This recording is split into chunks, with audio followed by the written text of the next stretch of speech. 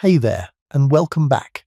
If you're settling in right now, maybe pulling a blanket up a little higher, maybe letting your shoulders drop for the first time since this morning, good, because tonight's story is the kind that asks very little of you.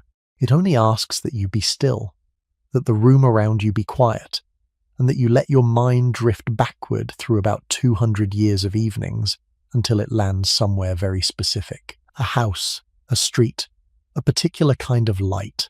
Tonight, we are going to a townhouse in London in the 1810s, Regency, England, the years when George III had retired from public life into illness and his eldest son, the Prince Regent, was governing in his place. The years when Jane Austen was finishing the last of her novels, and Walter Scott was writing the books that would make him famous, and Lord Byron was waking up one morning to find himself, as he put it, the literary lion of the season. The years just after the long war with France had ended at Waterloo, and just before the railways changed the country forever.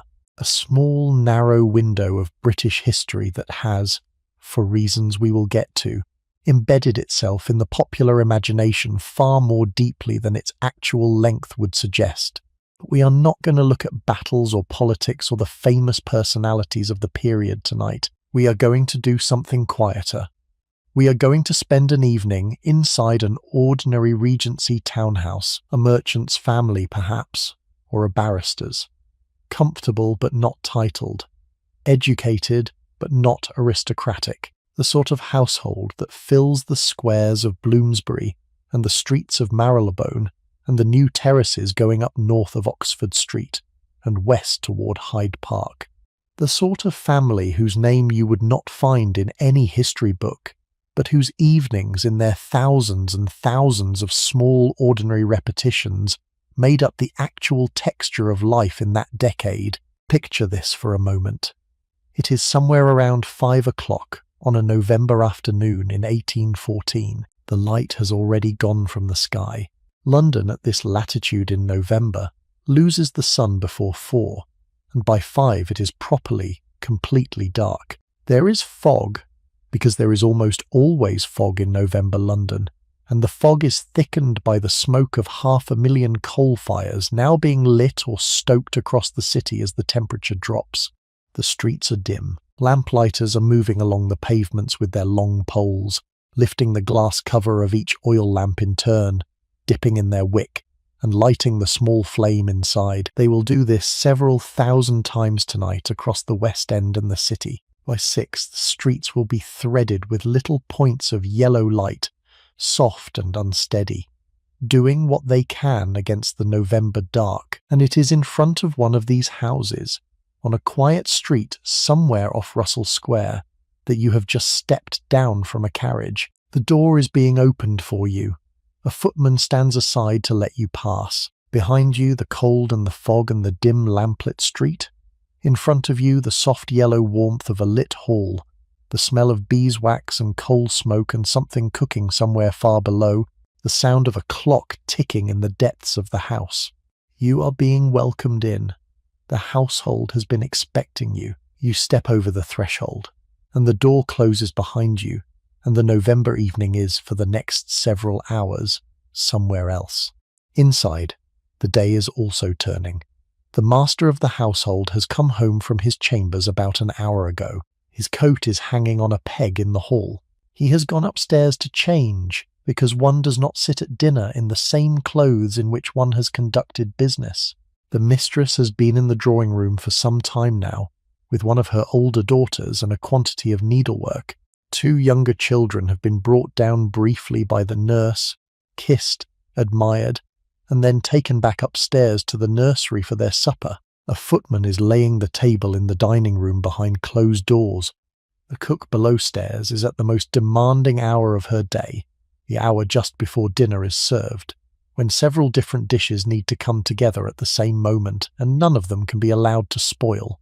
There is a smell of roasting meat coming up the back stairs, faintly, mixed with the smell of coal smoke and tallow candle, and the polish on the floorboards.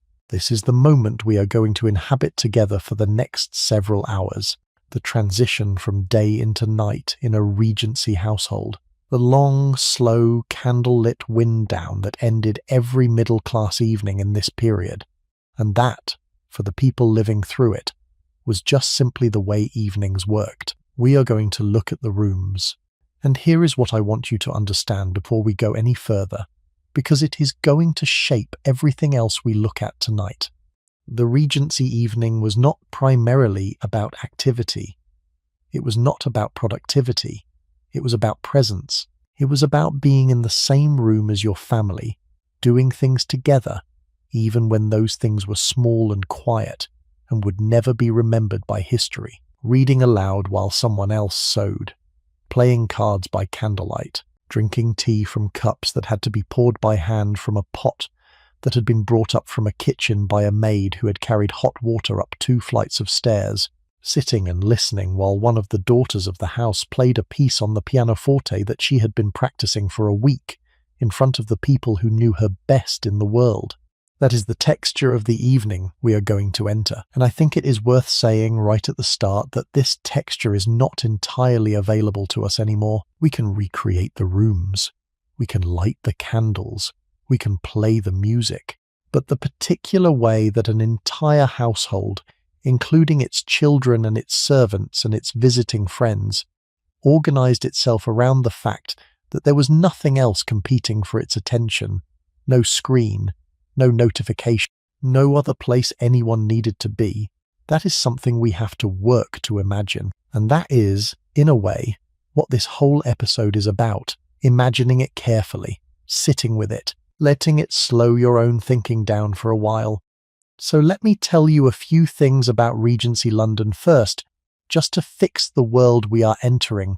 The London of 1814 was a city of about 1.25 million people. It was, by some distance, the largest city in Europe, larger than Paris, larger than any other British city by a factor of nearly 10. It was growing fast. New squares and terraces were being thrown up to the north and west of the older medieval core, on land that had been farmland or open ground only a generation earlier. The city we know as the West End, with its grand stuccoed terraces and its Regent Street and its Regent's Park, was being designed and built during exactly this period, much of it under the direction of the architect John Nash, whose work would shape the shape of central London for 200 years. But our family does not live in one of Nash's grand new terraces. Those were for the very rich. Our family lives in something more modest, a 4-story brick townhouse in a row of similar townhouses, all built in the previous 20 or 30 years to a fairly standard plan. 3 windows wide on each floor, a front door painted in some practical colour, a fan light above the door, iron railings out front, an area below pavement level for the servants to come and go without being seen from the street, the kitchens and the storage rooms in the basement, a dining room and morning room on the ground floor, a drawing room, sometimes called the front parlour, on the first floor up with the largest and best windows of the house, bedrooms on the second floor, servants' rooms and a nursery in the attic under the slope of the roof. This standard plan, repeated thousands of times across the squares and terraces of London, gave the city a particular rhythm of life that is worth noticing. Everyone lived vertically. The kitchen was always below you. The bedroom was always above you. The drawing room was always the floor between, raised a flight up from the street to give it light, and to give it some distance from the noise and dust of the carriages outside. To move from one part of your evening to another was to move up or down a staircase, from dinner in the dining room downstairs, up to the drawing room, from the drawing room, when the night ended, up again to the bedroom. The staircase was the spine of the house, and you climbed it, candlestick in hand, several times a day. The candlestick in your hand at the end of the evening, by the way, was a specific object with a specific name. It was called a chamber stick. It was a flat, wide-based candle holder with a short handle, designed to be carried from the drawing room or the dining room up to the bedroom, the chamber, at the end of the night. There would be a little supply of these on a side table near the foot of the stairs, with a snuffer and a tinder box ready for use. Every member of the family took their own up to bed. Every guest staying the night was given one. phrase to take one's chamber stick passed into the language of the period as a way of saying that the evening had ended, that one was retiring, that the social part of the day was over. It is a phrase we no longer have any use for, because we no longer take a small flame upstairs with us into the dark. But for almost the entire history of European civilization, up until the introduction of household gas lighting in the 1840s and electric lighting in the 1880s, the chamber stick or its equivalent was simply how you got to bed. You did not flip a switch at the door of your room. You carried your light with you, and you guarded it carefully against drafts. And when it went out, the dark was complete. I think about that small object a great deal. The chamber stick, the personal flame, the way it required you to walk slowly because moving quickly would put it out, the way it forced you as you climbed the stairs to be aware of just how dark the rest of the house was around the small island of light you carried. There was no overhead light spilling down from anywhere. There was no glow from another room. There was just you, and the few feet of staircase your candle illuminated, and the dark beyond. And then you arrived at your bedroom, and the cold of the room, because no fire had been lit in there yet, and the small flame on the chest of drawers as you set the chamber stick down and started to undress. I am getting ahead of myself. We are not at bedtime yet. We are, in our story, just at the moment when the family is sitting down to dinner. The bedtime hours are several hours away still, but I wanted to introduce you to that small object early, because everything else we are going to look at tonight, every room enter, every activity we are going to consider, was lit by candles. And the limits of what a candle can light, the small radius of effective illumination, the way it must constantly be tended and replaced and trimmed and snuffed. This shaped the entire emotional quality of the Regency evening in ways that I think we tend to underestimate. We are about to walk into a house lit entirely by living flame, hundreds of small fires, in a sense, distributed across half a dozen rooms. Beeswax candles in the drawing room, where the family sits, tallow candles in the kitchen and the servants' rooms, because beeswax is expensive, and tallow burns dirty but burns cheap. An argand oil lamp on the side table perhaps, drawing room grate, throwing additional light. Another in the dining room, a smaller one already lit in the master and mistress's bedroom by a maid, so that the room would not be cold when they came up. All of this firelight, all of this oil and wax burning at once, gave the Regency interior a quality that no electric room can quite recreate. Warm, unsteady, smelling faintly of beeswax and coal smoke and the food that had been served at dinner an hour or two before. Rooms that did not have flat, even illumination, but pools of light around the fire and around the candle stands, with corners that fell into genuine darkness, with faces that moved in and out of view as the flames moved. And in the middle of it, the family, sitting and reading, sitting and sewing, sitting and playing cards, sitting and listening, doing all of the small, unmemorable things that repeated hundreds of times across a lifetime, made up what we now call domestic life in this particular sliver of the past. So get comfortable.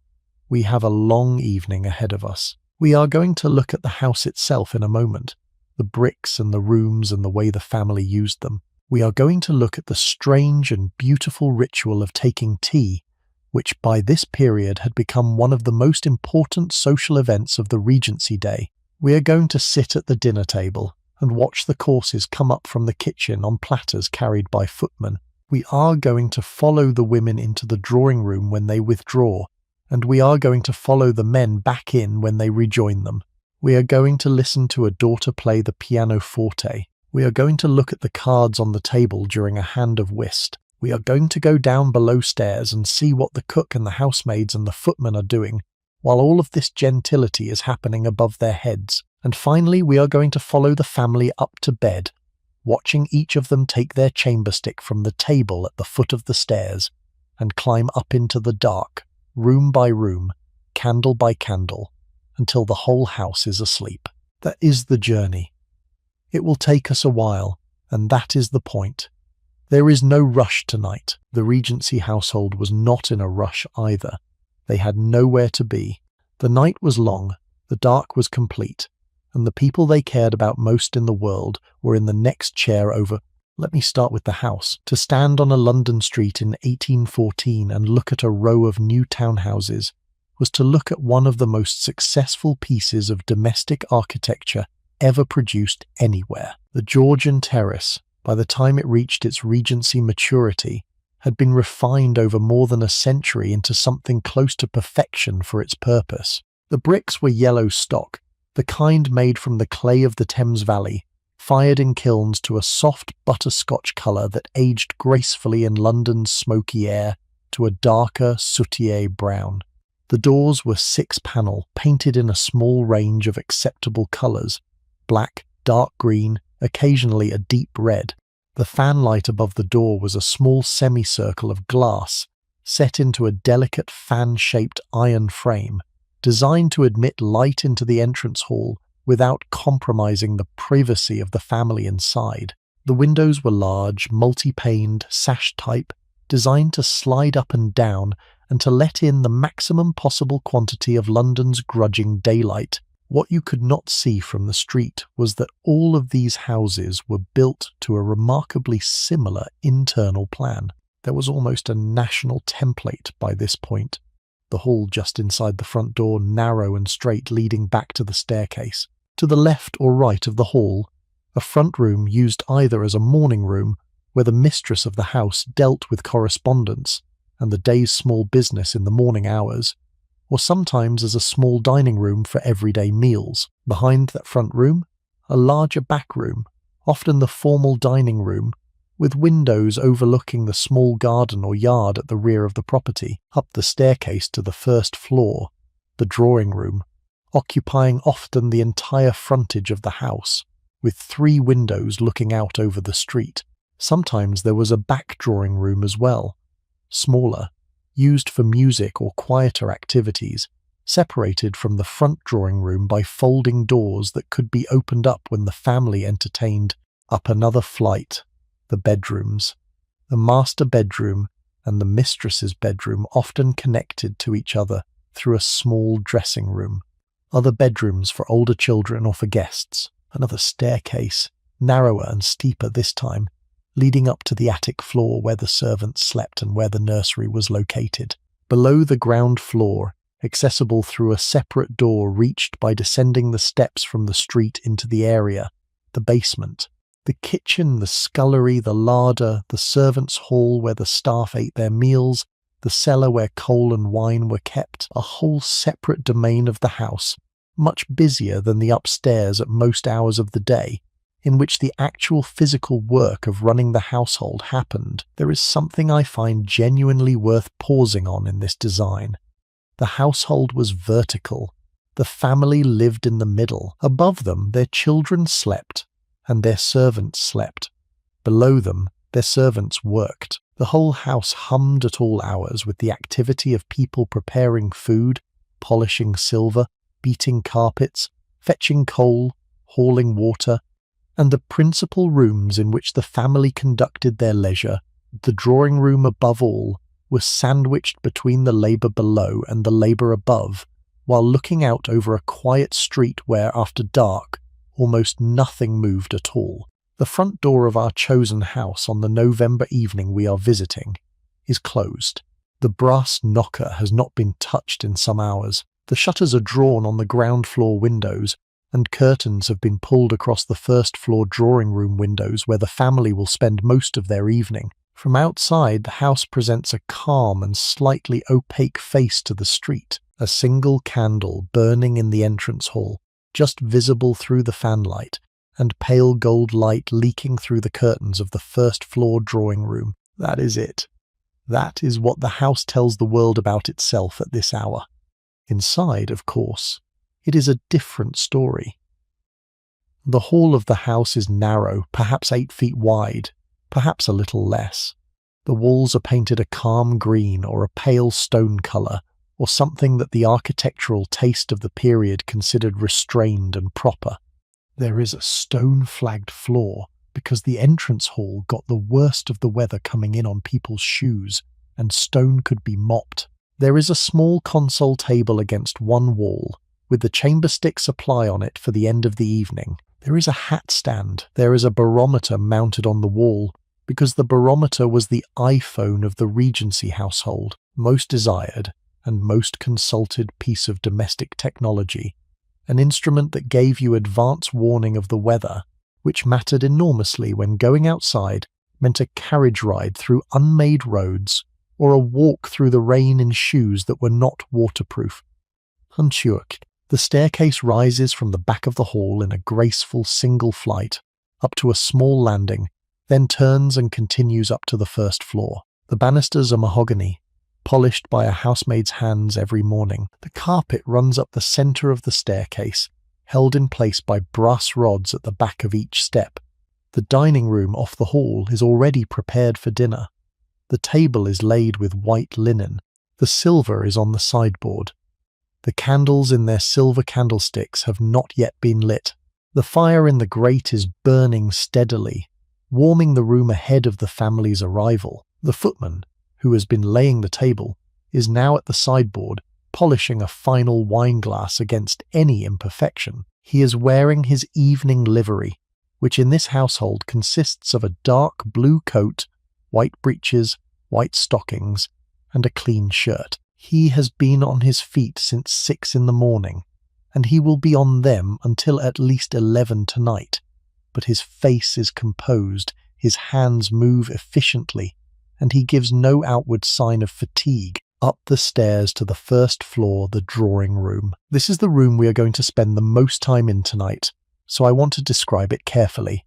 It is a long room, running the full width of the front of the house. 3 tall windows look out over the street, and they are all closed and curtained against the November cold. The walls are painted a warm colour, perhaps a soft yellow, perhaps a pale rose, because the Regency taste in interior colour was much warmer and brighter than the dark Victorian palette that would replace it a generation later. The cornices and ceiling are picked out in white. Above the chimney-piece is a large mirror in a gilded frame, doubling the light of the candles and the fire, making the room feel larger than it is.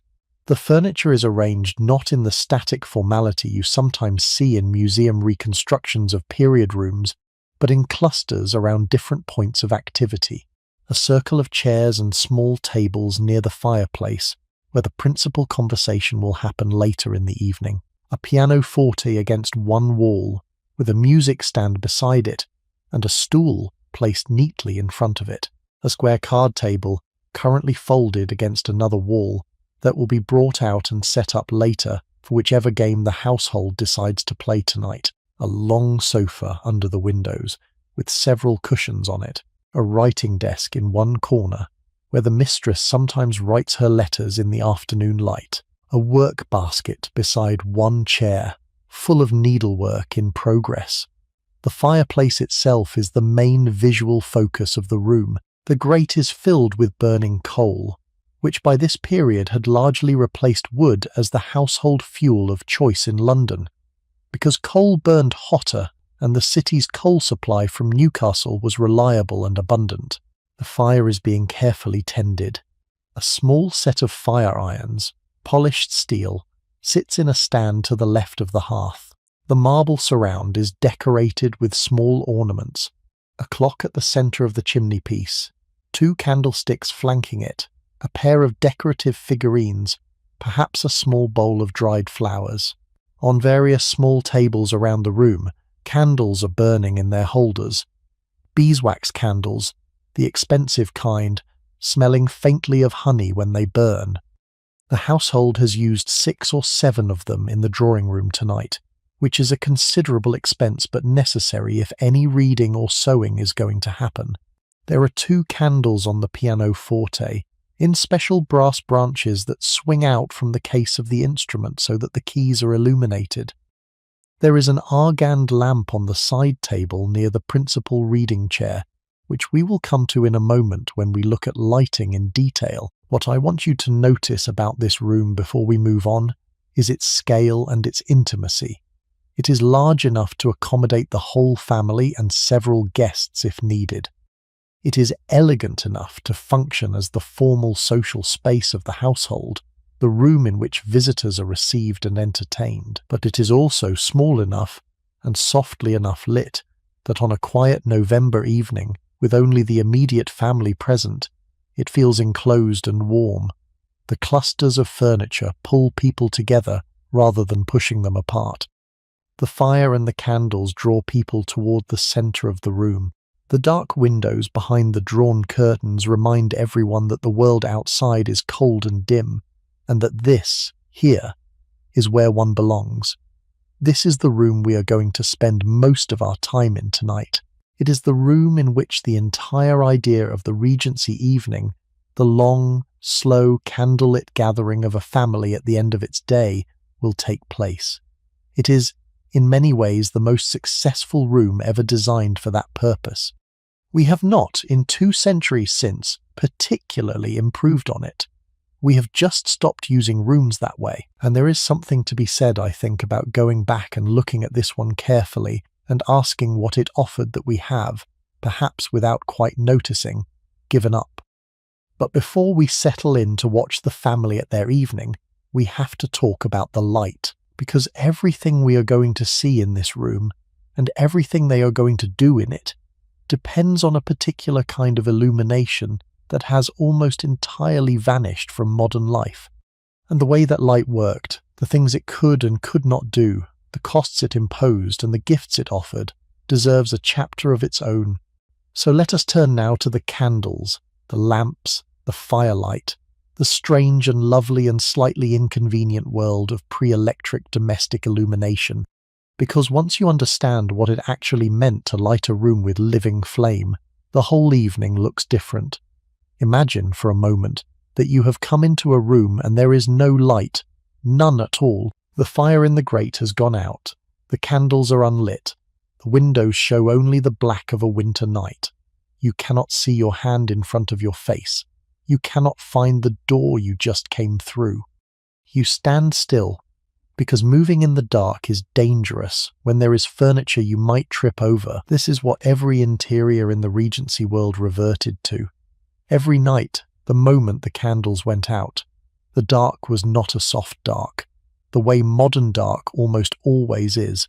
There was no streetlight glow leaking through the curtains. There was no LED indicator on a piece of equipment in the corner. There was no faint blue light from a phone left charging on a side table. The dark was complete in a way that almost no person in a developed country has experienced for more than a few moments at a time in the past century. Now into that dark picture, a single candle being struck and lit. The room does not light up. The room does not even particularly become visible. What becomes visible is a small spherical region around the flame, perhaps 6 feet across at the outside, in which you can now see things, and beyond which the room continues to be dark. The flame is yellow. It moves. It throws shadows that move with it. If you turn your head to look at something in the corner of the room, your eyes have to adjust, because the corner of the room is not lit, only the part of the room near the flame. And this is what light actually was for almost the entire history of indoor human life, a small mobile region of visibility, surrounded by dark that you carried with you or that you placed on a table and worked within the radius of. The transformation that electric lighting brought to the world, and that it really only in the last 140 years or so, was not the introduction of light. It was the introduction of evenly lit space. The idea that you could walk into a room, flip a switch, and have the entire room become as bright as a noon afternoon, with no shadows, no darker corners, no need to organize yourself near the source of illumination. It was a technological leap so transformative that I think we forget how recent it is. The Regency evening did not have that. It had candles. A candle in 1814 was, depending on the household and the room, one of 2 main types. Tallow candles were the cheaper option, made from animal fat, usually beef or mutton suet, rendered down and moulded around a wick of cotton or rush. They burned with a yellow flame, gave off a noticeable smell, smoked when the wick needed trimming, and required regular attention with a pair of snuffers, which were not, despite the name, used to put the candle out, but to trim the burnt end of the wick to keep it burning cleanly. A tallow candle that was not snuffed regularly would gutter, drip, and produce a quantity of black smoke that left soot on the ceiling above it. Tallow candles were used in the kitchen, in the servants' hall, in the back stairs, in the corridors, in the rooms where the family did not regularly sit. They cost roughly twopence each in this period, perhaps a little more depending on quality and supply. They burned for an hour or two before needing to be replaced. Beeswax candles were the better option, the candles used in the drawing room, the dining room, and the principal bedrooms. They were made from the wax of honeybees, refined and bleached to a pale gold or off-white colour, and moulded around higher quality wicks.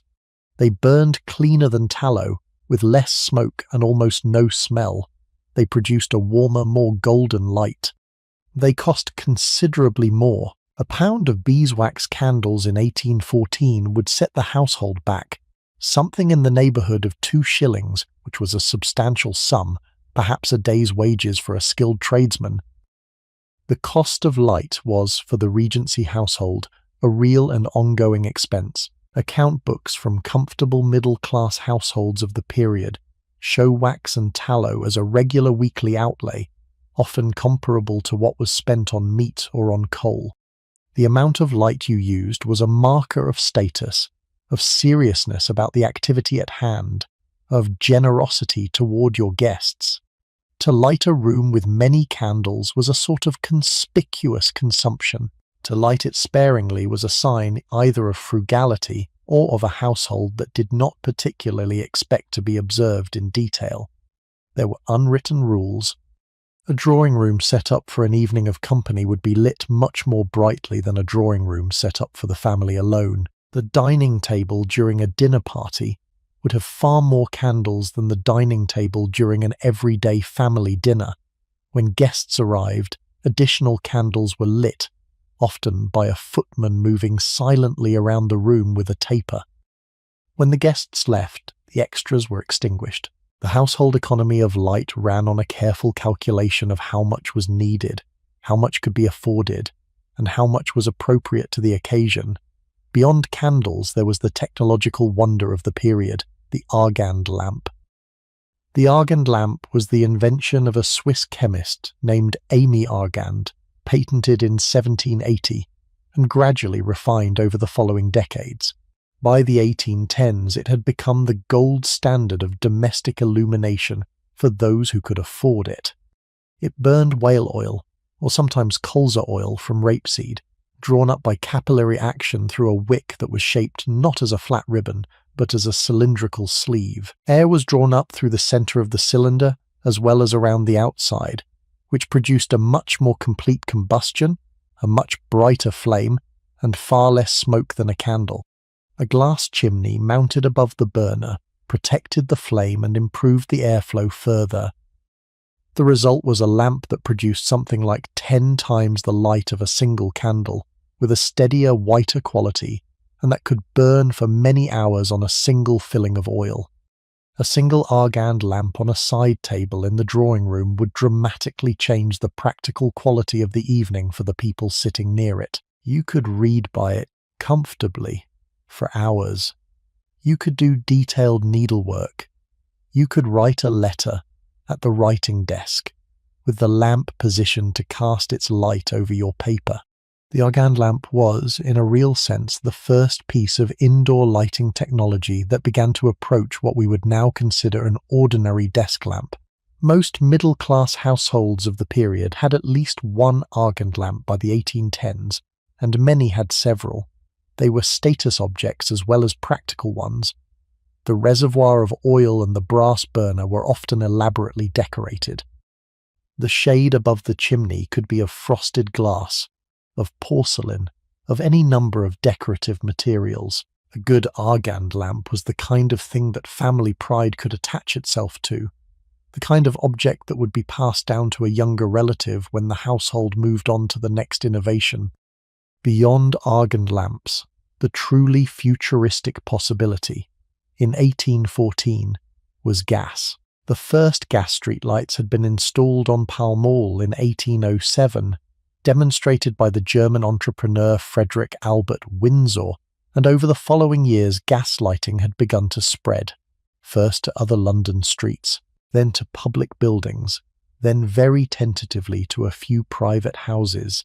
By 1814, the Gas, Light and Coke Company was supplying gas to a growing portion of central London, and the new technology was visibly transforming the appearance of the city's streets at night. Where the old oil street lamps had given off a feeble yellow glimmer, gas lamps produced a brighter, whiter light that allowed pedestrians for the first time to actually see the pavement they were walking on after dark. But gas in the home was still, in 1814, an extreme novelty. The infrastructure required, the fittings and pipes, and the perpetual risk of leakage and explosion made it unsuitable for most domestic use. It would be another 20 years before gas lighting became common in middle-class houses, and even then it would be confined initially to public rooms and corridors, with bedrooms still lit by candles deep into the Victorian period. In 1814, our family is reading and playing cards by exactly the same kind of light that their grandparents and great-grandparents had used. Wax candle, tallow candle, argand lamp, the fire in the grate. Now, what does this actually mean for the evening? It means, first of all, that the evening is organized around small islands of light. A drawing room may have 10 or 12 candles burning in it, but they are not distributed evenly. They are clustered at the points where people are doing things. The pianoforte, the card table when it is set up, the reading chair, the fireplace. The space between these clusters, the part of the room that is just rug and air, falls away into a softer, dimmer half-light. The corners, where nothing is happening, may be effectively dark. This means, second, that activities happen close to the light source. You do not, in 1814, sit in a chair 15 feet from the nearest candle and read your book. You sit beside the table that has the lamp on it. If two people are reading, they are sitting next to each other, sharing the same pool of light. If a daughter is playing the pianoforte, the candles on the music branches are close enough to her face that she can read the music.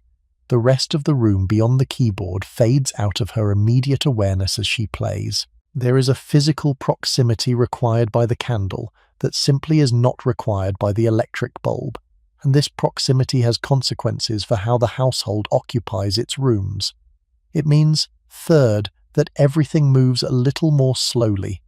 You cannot dart across a candlelit room without putting out the flame in your hand. You cannot leap up suddenly without disturbing the work of the person beside you. The candle teaches a slower kind of movement, a more deliberate way of being in a space. The Regency evening had an unhurried physical pace, partly because hurry was not what the lighting could support. It means, fourth, that the evening has a natural duration. Candles burn for a finite period before they need to be replaced. A pound of beeswax burns for about 10 hours of useful illumination, divided among however many candles you have lit at any given moment. A household budgeting carefully for its evening light has a real, measurable supply of illumination, and when that supply runs out, the night runs out with it. The fact that most middle-class Regency families went to bed somewhere between 10 and 11 was not coincidence. It was the natural reach of the evening's lighting. Beyond a certain hour, you had to start putting candles out, and once they were out, the only sensible thing left to do was sleep, and it means, fifth and finally, that the dark is a real and constant companion. It is at the edges of every lit space. It is in the corners of every room. It is on the staircase as you climb it, on the landing as you turn for your bedroom, in the hall as you cross to the front door to make sure it is locked for the night. The dark does not go away in the Regency house. It only retreats slightly to wherever the light is not. And when the household goes to bed and the candles are all snuffed, it returns instantly to fill every room. The whole house becomes one continuous dark space again, with the exception of the few small fires still glowing in their grates, which will go out by themselves before morning. That is the world we are about to spend our evening in. A world lit, but not lit like ours. A world in which seeing was a deliberate act, requiring fuel and attention. A world in which the primary social space of the family was a soft golden room with a fire in it, surrounded on all sides by greater dark. I think that is a beautiful world in many ways, and a world worth understanding from the inside. So let us go now into the next phase of the evening, the one that begins as the lamps and candles are being lit, and that has perhaps been the single most enduring and most particular ritual of British domestic life ever since. Let us talk about tea. There is something I want you to understand about tea in 1814 before we sit down at the small round table where the mistress of the house is going to pour. By this period, tea had been part of British domestic life for about 150 years. It had arrived in the second half of the 17th century as an exotic luxury, drunk in coffee houses by men of fashion, slowly making its way into the houses of the wealthy. By the 18th century, it had become an established afternoon ritual in the upper classes. By the early 19th century, it had spread down through the comfortable middle classes and was beginning to reach into respectable working-class households as well. It had become, over those decades, more than a drink. It had become a structure for the day, a ritual that organized the late afternoon, that gave women in particular a context for sociability, that occupied the strange transitional hour between the end of the working day and the beginning of dinner. The hour of tea in this period was around 5 in the afternoon, though it shifted with the season and with the social schedule of the household. Earlier in winter, when dinner came earlier, tea might happen at 4. Later in the social season, when fashionable households dined at 7 or even 8, tea would correspondingly shift later. The principle was simple. Tea filled the gap. It was the bridge between the labour of the afternoon and the formality of the evening meal. In our household tonight, tea has been served at 4:30. The mistress and her elder daughter took it together in the drawing room with a few small cakes, while the master of the house was still at his chambers. By the time he returned, the tea things had been cleared, but I want to pause here and look at the ritual of tea itself. Because of all the small, repeated acts of the Regency evening, this one is perhaps the most distinctive, the most carefully choreographed, and the most lasting in its influence on the subsequent 200 years of British life. The tea equipage, as it was called, was a set of objects that lived in the drawing room or in a special cabinet near it.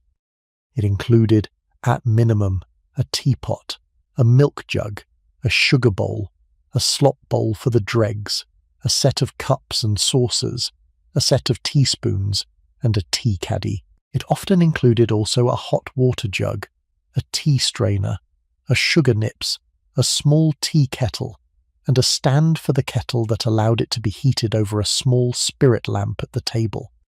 Of these objects, the tea caddy was the most carefully guarded. The tea caddy was a small, often beautifully made wooden box, sometimes lined with foil or with separate compartments for different varieties of tea, in which the household kept its leaves. And, crucially, the tea caddy locked. It locked because tea, in this period, was expensive enough to be worth stealing. It was kept in the mistress's domain, in a drawer she alone had the key to, or in the caddy itself, with the key on her chatelaine. The act of unlocking the caddy and measuring out the tea was hers, and hers alone to perform. No servant ever measured the tea. No servant ever had the key. The mistress did it herself with a small silver scoop, putting a measured quantity into the warm teapot and adding the boiling water with her own hands. This may sound like an absurd level of fussiness about a beverage, but the price of tea in 1814 was genuinely high. Black tea was running at something like 10 or 12 shillings the pound, which is to say a substantial fraction of a working man's weekly wages for what would now be considered a single pound of leaves. Tea was taxed heavily, smuggled extensively, and adulterated frequently with sloe leaves, willow leaves, and various other substitutes that were sold to the unwary as the genuine article. The mistress who measured her own tea with her own hands was protecting an expensive household commodity from theft and adulteration both. The locked caddy was not snobbery, it was sound household management. Now, the actual sequence of making tea was a small piece of choreography that the mistress performed at her tea table with a quantity of attention that I think is worth describing carefully. The teapot was warmed first by pouring a little of the boiling water from the kettle into it, swirling it around, and pouring it out. Then the leaves were measured in. Then the boiling water was added, and the lid replaced. A few minutes of brewing time passed, during which the mistress made the conversation flow, asked her guests how they took their tea, whether milk, whether sugar, how much. The cups were arranged on their saucers. When the tea was ready, it was poured carefully into each cup, with the mistress offering each completed cup to her guest with a small word of acknowledgement. Sugar was added with the silver tongs from the bowl, by the guests themselves, or by the mistress depending on the formality of the occasion. Milk was added by the mistress as the cup was poured, again according to the guest's stated preference. The whole process for a small group might take 20 minutes from the kettle being placed on the lamp to the last cup being handed across, and it was, in those 20 minutes, the central social activity of the room. Conversation gathered around the tea table. People watched the mistress's hands. They watched the way she measured and poured. They watched how she made each guest feel attended to in the small specific way of having their cup made for them by her.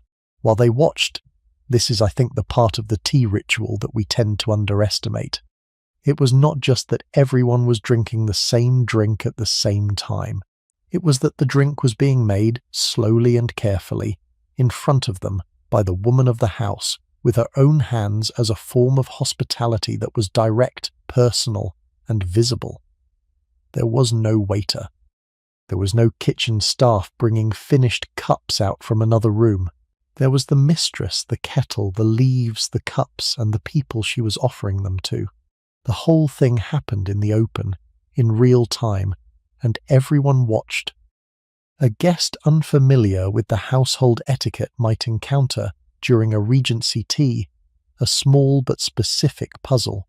The cups in this period often did not have handles. They were small, broad-rimmed, and held by the saucer, or by the cup itself with a handkerchief between the hand and the porcelain. When you had finished your tea and did not wish for another cup, the convention was to place your spoon across the top of your cup, or to invert the cup on its saucer. If you simply set the cup down without performing this small signal, the mistress would assume you wanted another cup and would offer one. There were guests in this period who, having not understood the convention, were filled with cup after cup of tea against their will, unable to find a polite way to communicate their desire to stop, until at last someone took pity and explained it to them. I find that detail genuinely charming. It is the kind of small social protocol that whole societies develop and forget, and it tells you something about how seriously this particular household ritual was taken, that there were unwritten rules about how to communicate the end of one's participation in it. Tea was usually accompanied by something small to eat, bread and butter cut very thin, small cakes. Sandwiches were not yet quite the institution they would become later in the century, though something approaching them was beginning to appear. A toasting fork by the fire, with bread being toasted by one of the daughters or by a younger guest, was a common sight. Toasted bread, spread with butter, was a perfectly acceptable accompaniment to afternoon tea, and the toasting itself was a small cooperative activity that the family could perform together. The toast was held to the fire, turned, watched, removed. When it was the right shade of gold, buttered while still warm, passed to whoever wanted it. What we are looking at here when we look at the tea ritual carefully is a small daily theatre of attention. It was a piece of performance hospitality that the mistress staged in her own drawing room, several times a week if she had visitors, and once or twice a day even when she did not. It taught her, over the years, a particular set of skills. The skill of paying attention to several people at once. The skill of noticing what each guest wanted without their having to ask. The skill of making the practical work of making tea look effortless and graceful. These are not small skills.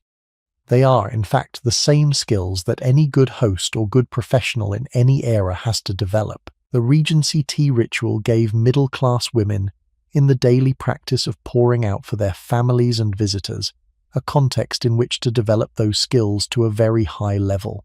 And, perhaps more importantly, it gave them a reliable, repeatable, daily structure through which to assert their authority within the domestic space. The drawing room was hers. The tea things were hers. The act of pouring was hers. No one else in the household, no servant, no child, no husband, presided over that small ceremony. She did, and that mattered in a society which gave women very few other domains in which to preside. I think this is one of the reasons the tea ritual lasted so long in British life. It was not just about the beverage. It was about a daily performance of household authority that was small, repeated, intimate, and essentially uncontested. Long after the economic conditions that originally created it had changed, long after tea became cheap and the locked caddy became unnecessary, the basic shape of the ritual continued to be performed in middle-class British households, in some form or other, well into the 21st century. The mistress pouring out for her guests is one of the most enduring small images of British domestic life, and it began, in the form we recognize, in households exactly like the one we are visiting tonight. But tea, in this household, on this November evening, has been over for an hour now. The cups have been cleared away.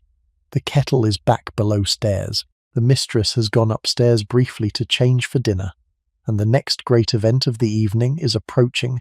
Dinner, in 1814, in a comfortable middle-class London household, was the central meal of the day. It was the meal at which the family gathered formally, at which any guests who had been invited would be received, at which the silver and the linen and the best plates came out, at which a quantity of food was served that would, by modern standards, seem extraordinarily ambitious for what was nominally a domestic meal. The hour of dinner had been moving steadily later through the previous half-century. In the middle of the 18th century, dinner had been eaten at 2 or 3 in the afternoon. By 1800, it had migrated to 4 or 5. By 1814, in fashionable households, it was being eaten at 6 or 7, and in the most fashionable circles where dining was a social performance attended by guests, dinner could begin as late as 8 in the evening. Our household, comfortable but not fashionable, has settled on 6 o'clock as its dinner hour. The clock in the dining room is showing 20 minutes to 6. The candles on the dining table are about to be lit. The first dish has been brought up from the kitchen and placed on the sideboard, ready to be served once everyone is seated. What comes to that table is worth describing, because the manner of dinner service in 1814 was different from anything that exists in normal restaurant or domestic dining today. The form of service used in middle-class English households of this period was called service à la française, the French style. What this meant, in practice, was that the food for each course of the dinner was placed on the table all at once, in a symmetrical arrangement of dishes, and the diners served themselves and each other from the dishes nearest to them. The course did not consist of a single dish for each person. It consisted of an entire ensemble of dishes set out on the table together, from which everyone drew portions according to their preference. A typical first course in a household of this kind, on an ordinary family dinner, might include a soup at one end of the table and a fish dish at the other end, with 3 or 4 side dishes of meat, vegetables, or sauce arranged between them. A roast might occupy the centre of the table. The entire course would be on the table at once, and the diners would help themselves and offer to one another. Once everyone had eaten enough of this course, the dishes would be removed by the footman and the second course would be brought up. The second course would be similarly composed of multiple dishes, generally with more variety and less heaviness than the first, perhaps with a particular emphasis on poultry or game and on more delicate side dishes. After that, dessert. Fruit, jellies, custards, sometimes cake, sometimes ices in the warmer months when ice could be obtained from the household ice store or from a commercial supplier. The total quantity of food on the table during such a dinner was considerable, and the consumption per person was, by our standards, surprisingly modest. The dishes were ornamental as much as practical. They were arranged for the eye as much as for the appetite. A well-laid table à la Française was a kind of architectural composition in food, with the symmetry of the dishes and the proportions of the arrangement being the responsibility of the cook below stairs and the footman who set the table above. The conversation during such a dinner was, by Regency convention, focused on the people seated nearest to you. You were expected to speak to your neighbour on the right and left, and not to attempt conversation across the table or down its length. The mistress and the master sat at opposite ends of the table, and the conversation flowed in two roughly separate streams, one focused around each end.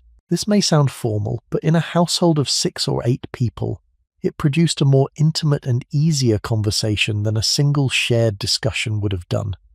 You could speak quietly, you could listen carefully.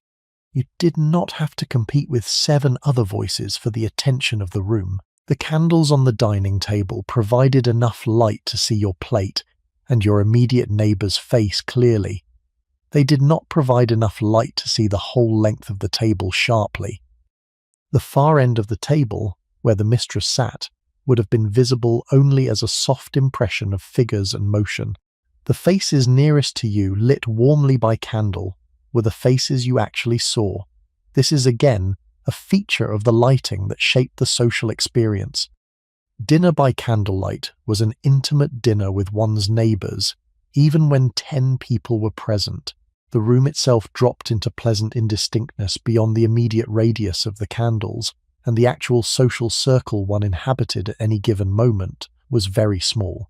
The food itself, in a middle-class household of this period, would have been a mixture of roasted meats, boiled meats, made dishes that today we would call ragouts or stews, vegetables boiled or stewed, sauces of various kinds, and, depending on the season, fish either bought fresh from a fishmonger or in poorer households salted and brought up from store. The good cook could produce a respectable family dinner of 2 courses and a dessert from materials that the housekeeper had bought at the market that morning, and could do it in a kitchen that by modern standards was poorly equipped, dimly lit, and dependent on a coal-fired range that required constant tending. The wine served at dinner was generally claret, which is to say red Bordeaux, or sometimes port, which by this period had become a particularly British favourite. Sherry was sometimes served with the soup.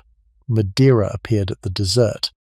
The exact selection depended on the household cellar and the master's preferences. Wine was poured by the footman as the meal progressed, and was an integral part of the dinner from start to finish.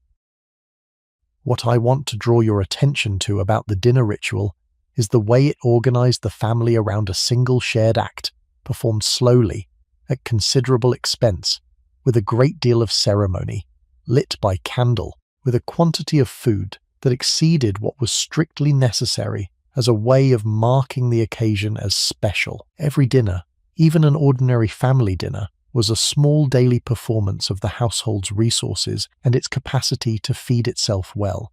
And, like the tea ritual earlier, it was a practice of attention to one's neighbour at the table, to the food, to the performance of one's role as a member of the family, dressed properly, behaving properly, contributing to the conversation properly. By around 7:30 in our household, dinner has reached its end. The dessert plates have been cleared, the fruit has been picked at the jellies sampled, the small cakes acknowledged. The mistress has caught her elder daughter's eye across the table, and given her a small nod, which is the signal both of them have been waiting for.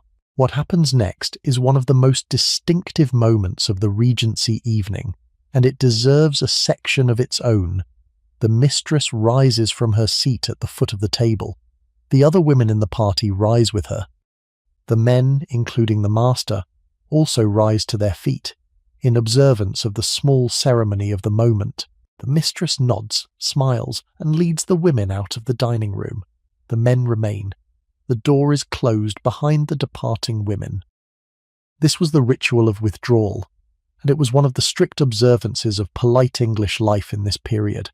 After the formal dinner, the women left the dining room to go to the drawing room upstairs. The men remained at the dining table, where the cloth was now removed, the dessert dishes cleared, decanters of port and claret brought out, and a different kind of conversation began.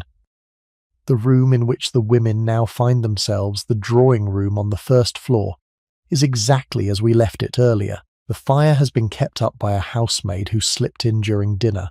The candles are burning steadily. The argand lamp on the side table has been lit and trimmed. A coffee tray has been set out on the small round table near the fire, with coffee in a silver pot and small cups in a set, and a tiny silver cream jug and a sugar bowl. The mistress goes to the table and pours coffee for her daughters and any women guests, much as she would have poured tea earlier. The conversation here, in the drawing room, in the absence of the men, takes on a different texture. The Regency convention of withdrawing was understood, in part, as a way of allowing both groups, men and women, to talk among themselves on subjects considered more suitable for their own company. The men downstairs would now begin to discuss politics, business, the affairs of the day, in language and detail that polite convention regarded as unsuitable for the women's hearing. The women, upstairs, would talk more freely about social matters, about families and connections, about subjects that the presence of the men, and especially of any visiting men not closely related to the family, would have constrained. It is easy to read the withdrawal ritual now and see only its limitations. The implicit suggestion that women's conversation and men's conversation must be separated. The reinforcement of distinct social spheres for the two sexes. These observations are fair as far as they go, and historians of the period have documented at length the constraints that this and related conventions placed on the participation of women in serious public conversation. But there is another way to look at it. The withdrawal also gave the women a reliable, daily, formal interval of female-only sociability in their own space, on their own terms, which they used in any number of ways. They talked about books they were reading. They talked about music they were learning. They talked about their children's progress, their friends' troubles, the small but consequential business of running a household and a family in a complicated city.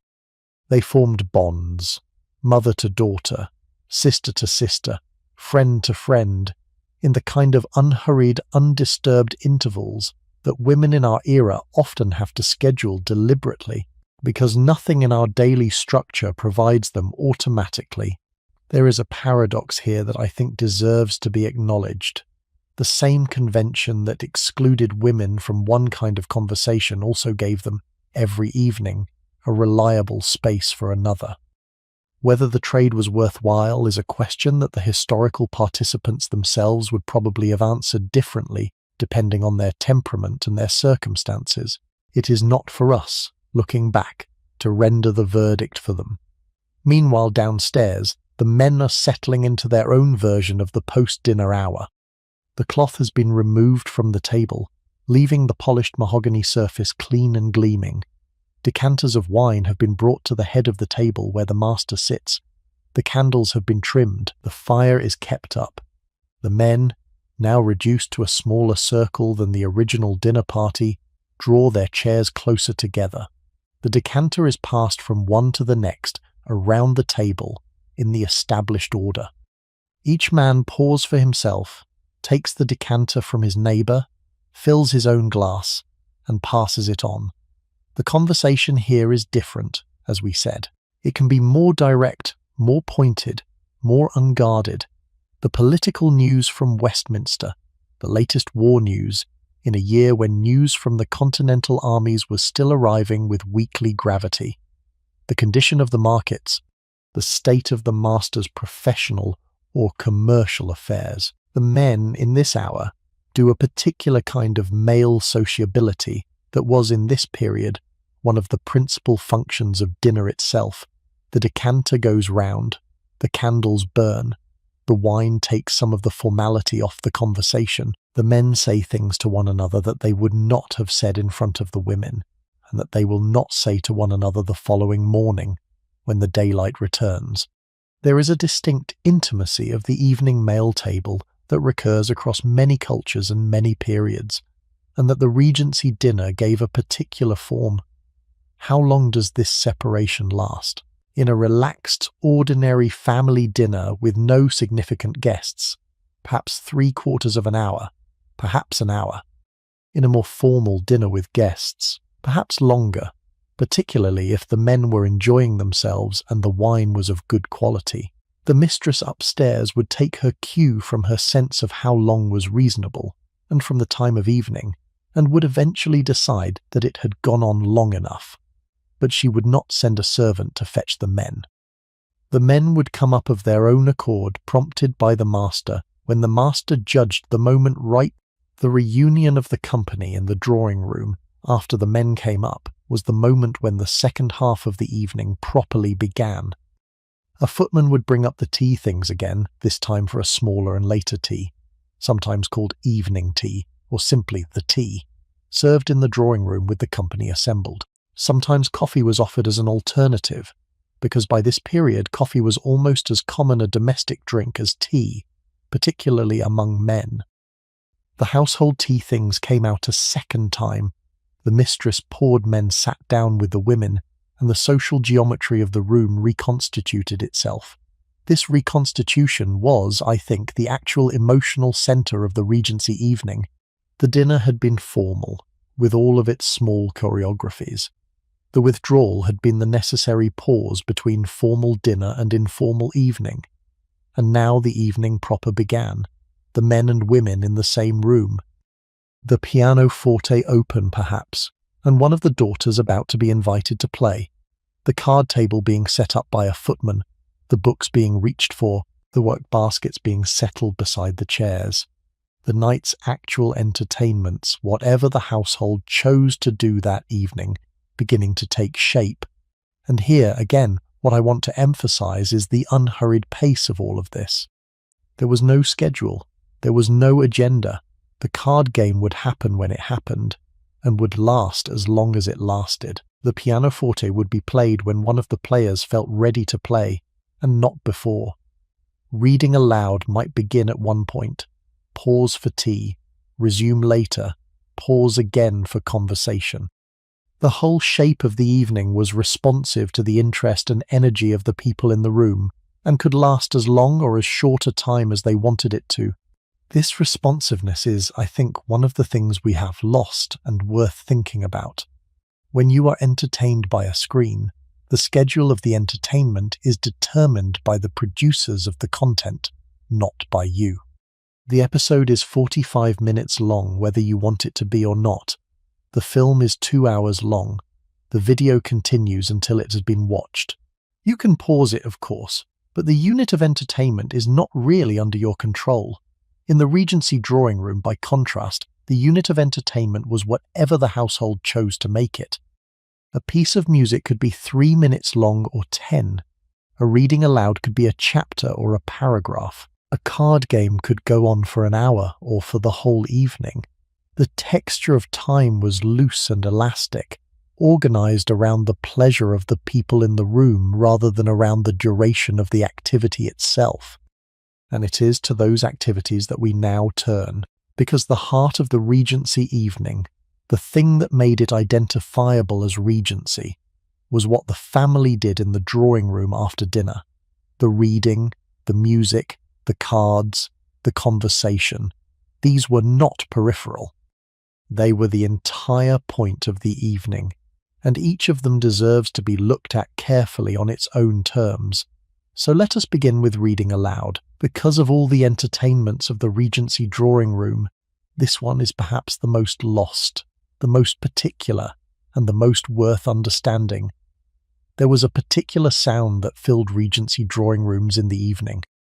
The sound of a single human voice reading slowly and carefully, with attention to phrasing, with consideration for the rhythm of the sentence, while the rest of the family sat in their chairs around the fire and listened. The sound of an entire small household paying attention, together, to language being given out by one of its members, in the hearing of all the others. We do not in our world have very much occasion to do this. Reading, for most of us, is a private act. We read silently, alone, in our own time and our own pace. The book communicates with us individually, without going through the medium of another person's voice. This way of reading is so deeply assumed in our culture that it is easy to forget that for most of European literary history, reading aloud was at least as common as silent reading, and arguably more important to the way books were experienced. In the Regency household, reading aloud was a regular, almost daily evening activity. The form it took varied, sometimes one member of the family, often the master or one of the older children, read for an extended period from a longer work, with the rest of the family doing other things, sewing or playing chess, or simply sitting and listening. Sometimes the reading was passed from one person to another, a chapter each, around the circle. Sometimes there were short readings of poetry between other activities, with someone picking up a slim volume from a side table and reading a single piece aloud as a kind of small offering to the room. The books that were read aloud in this period are worth pausing on, because they tell you something about the tastes and the imagination of the time. Walter Scott was in 1814, in the middle of his great novel-writing decade. His verse romances had been published over the previous several years, beginning with The Lay of the Last Minstrel in 1805, then Marmion in 1808, then The Lady of the Lake in 1810. These had been wildly popular, and they had been written, among other things, with reading aloud in mind. The long lines of verse, the dramatic narrative structure, the descriptive passages of Scottish landscape, all suited a household audience listening to the voice of a single reader by the fire. And in 1814 Scott had published anonymously his first novel, Waverley, which had become a sensation. By the November of that year, copies of Waverley were already appearing in private circulating libraries across England, and being read aloud in households like the one we are visiting tonight. There was also the poetry of William Cowper, whose long meditative poems had been part of the standard household reading for a generation. The Task, published in 1785, was particularly suited to evening reading. It was not narrative-driven in the way Scott's verse was. It was contemplative, descriptive, gentle in tone, full of small observations of country life and domestic happiness that felt right to read aloud while a family sat together by candlelight. Cowper had a way of writing about the everyday world, the garden, the parlour, the winter walk, the book on the table, in language that gave dignity and tenderness to ordinary things, and his work was treasured by exactly the kind of household we are visiting.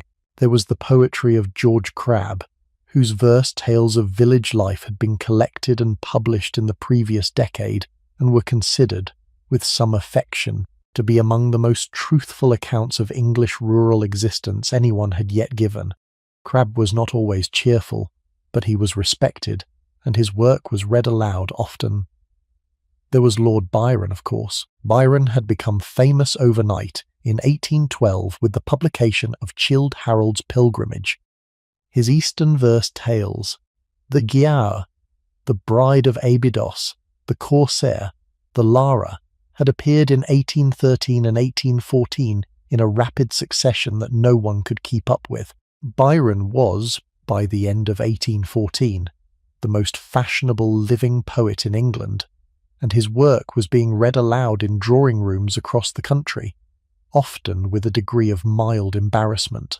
because Byron was understood to be a slightly dangerous figure whose own life suggested moral irregularities that conservative households were not entirely comfortable about.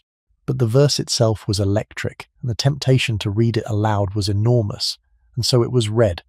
There was the poetry of Mrs. Hardemy, Hemans and other women poets whose work was widely respected in this period, and who would have been household names in 1814. Even if they have faded somewhat from our own literary consciousness. Milton was always available. Shakespeare was read aloud, particularly the comedies and the historical plays, sometimes in family-only readings where different parts were taken by different members of the household. Pope was still in regular currency. The poetry of the previous century had not yet receded into something one had to study in school. It was still living, breathing material that any educated household might pick up on a winter evening and read. There were novels. Jane Austen had published Sense and Sensibility in 1811, and Pride and Prejudice in 1813, and Mansfield Park in 1814. These were anonymous, attributed only to a lady, or to the author of her previous works. They were enormously popular among the kind of households we are visiting, though Austen's name was not yet attached to them publicly. There was Maria Edgeworth, whose novels and tales of fashionable life were considered both entertaining and morally improving, and were read in many households. There were the Gothic novels of Anne Radcliffe and her imitators, which had been the publishing sensation of the 1790s, and were still on the shelves of the circulating libraries, being read by the daughters of the house on rainy afternoons, and being mocked gently by their mothers in the evenings. There were sermons. This may sound strange to a modern reader, but published volumes of sermons were a major category of reading in Regency households, particularly on Sundays. The sermons of distinguished clergymen were collected and printed and bought and shelved in ordinary middle-class libraries, and they were read aloud, often by the master of the household, on Sunday evenings, as a continuation of the morning's church-going. The 18th century had been a great age of sermon publishing, and the inheritance of that culture was still alive in the Regency drawing room. There were essays. The essays of Joseph Addison and Richard Steele, originally published in The Spectator and The Tatler at the beginning of the previous century, were still considered models of polite English prose and were part of the standard household library. The essays of Samuel Johnson, more weighty in tone, were read by the more serious members of the family. The essays of more recent writers, including the periodical literature of the day, were read aloud, particularly to share an interesting article or piece of news with the rest of the household. There were travels. Books of travel writing were enormously popular in this period, partly because the Napoleonic Wars had made actual travel for ordinary middle-class English people very difficult or impossible for over 20 years, and the appetite to read about places one could not visit was correspondingly intense. Travels in the Levant, in the Holy Land, in the West Indies, in North America, in the Highlands of Scotland, all had their devoted readers. The reading aloud of a travel book was one of the ways a household could move imaginatively beyond its own street. And there were newspapers, the newspapers of the period, the Times, the Morning Post, the Morning Chronicle, were physically large and dense with type, and were often read aloud by the master of the household in the drawing room after dinner. He would read a particular article, or a particular debate from Parliament, or a piece of foreign news, and the family would listen and discuss what they had heard. The newspaper in this period was not really a private medium, it was a domestic one. It came into the house in the morning, was read at breakfast or during the day, and then was read aloud again in the evening, for the benefit of those members of the family who had not had the chance to read it themselves. What I want you to notice about all of this reading is what it produced in the room while it was happening. The reader, sitting in a chair near the principal candle or the argand lamp with the book in their hands, was the focus of the room's attention. They were performing the text. They were giving voice to language that, until they spoke it, was silent on the page. The way they read mattered. A good reader could make a passage of verse come alive, could give a comic novel its proper rhythm, could make a sermon thoughtful and moving rather than dry. A less skilled reader could deflate the same material entirely. The reading was not a neutral act. It was an act of interpretation and performance, and the household in front of the reader heard it that way. The listeners, meanwhile, were doing several things at once. They were listening, of course, but they were often also doing something with their hands. Sewing was extremely common, particularly for the women, who would have a piece of embroidery or hemming or some other small piece of needlework to occupy their hands while their ears followed the reading. Men sometimes carved or repaired small things. A daughter might be writing a letter, looking up to listen at intervals. Children, when they were old enough to be in the drawing room, sat quietly and were expected to listen, and were occasionally asked questions afterward about what had been read. This combination of activities, reading and listening and small handwork, was understood by the period as a particularly satisfying form of evening entertainment. The hands were occupied, which meant the body was not restless. The ears were occupied, which meant the mind was held by the text. The room was held together, all of its inhabitants attending to the same thing at once, in a way that made the whole household feel like a single small audience. I want to give you a particular figure who was in the period much associated with the practice of family reading, because she was a writer of conduct literature, whose work was read in many households of this kind. Her name was Hannah More, and her many books on domestic conduct and Christian education recommended reading aloud in the family circle as one of the best forms of evening entertainment. She argued that it bound the family together, that it provided moral and intellectual nourishment, that it occupied the time more wholesomely than card playing or other amusements that she regarded with reservation. Whether households actually followed her advice in detail is debatable, but her vision of the family reading evening was widely shared and widely realized. The Regency reading aloud, in its best form, produced a particular kind of attention that is increasingly hard to find in modern life. It was an attention shared with other people. It was an attention sustained over a long period, an hour or more at a stretch. It was an attention that did not have to fight against rival demands from screens or notifications or any of the other small thieves of focus that we live among. It was an attention given over willingly to language in the company of family. That attention, I think, was one of the great quiet achievements of Regency domestic life. It is also one of the things that the people we are watching tonight, sitting in their drawing room with the book and the fire and the candles, would not particularly have thought of as remarkable. To them, it was just what one did in the evening. The fact that 2 centuries later we look at it and see something almost rare and almost precious is a function of our own circumstances, not of theirs. But reading aloud was not the only entertainment of the Regency drawing room. After the reading, or sometimes in alternation with it, there was music, and music in the Regency household, in the early 19th century, was almost entirely organized around one particular instrument, the pianoforte. Now, the pianoforte deserves more than a passing mention, because by 1814 it had become, in the kind of household we are visiting tonight, almost the central object of female accomplishment, female entertainment, and female sociability within the home. To understand what the instrument meant to the people who used it, we have to understand a little bit of its history, of its place in the social structure of the period. The pianoforte was a relatively new instrument in historical terms. The harpsichord had been the standard keyboard instrument of the previous century, and harpsichords were still found in many older households, particularly those that had inherited them from earlier generations.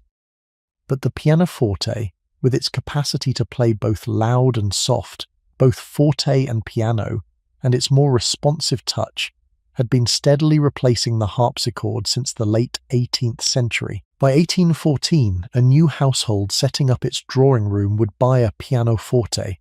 A harpsichord would have been considered old-fashioned, even charmingly so, but not really the right instrument for the modern young woman to learn on. The pianoforte in our drawing room is what was then called a square piano, despite the name a rectangular instrument standing on 4 turned legs, with a hinged top that lifted to reveal the keyboard and the strings inside.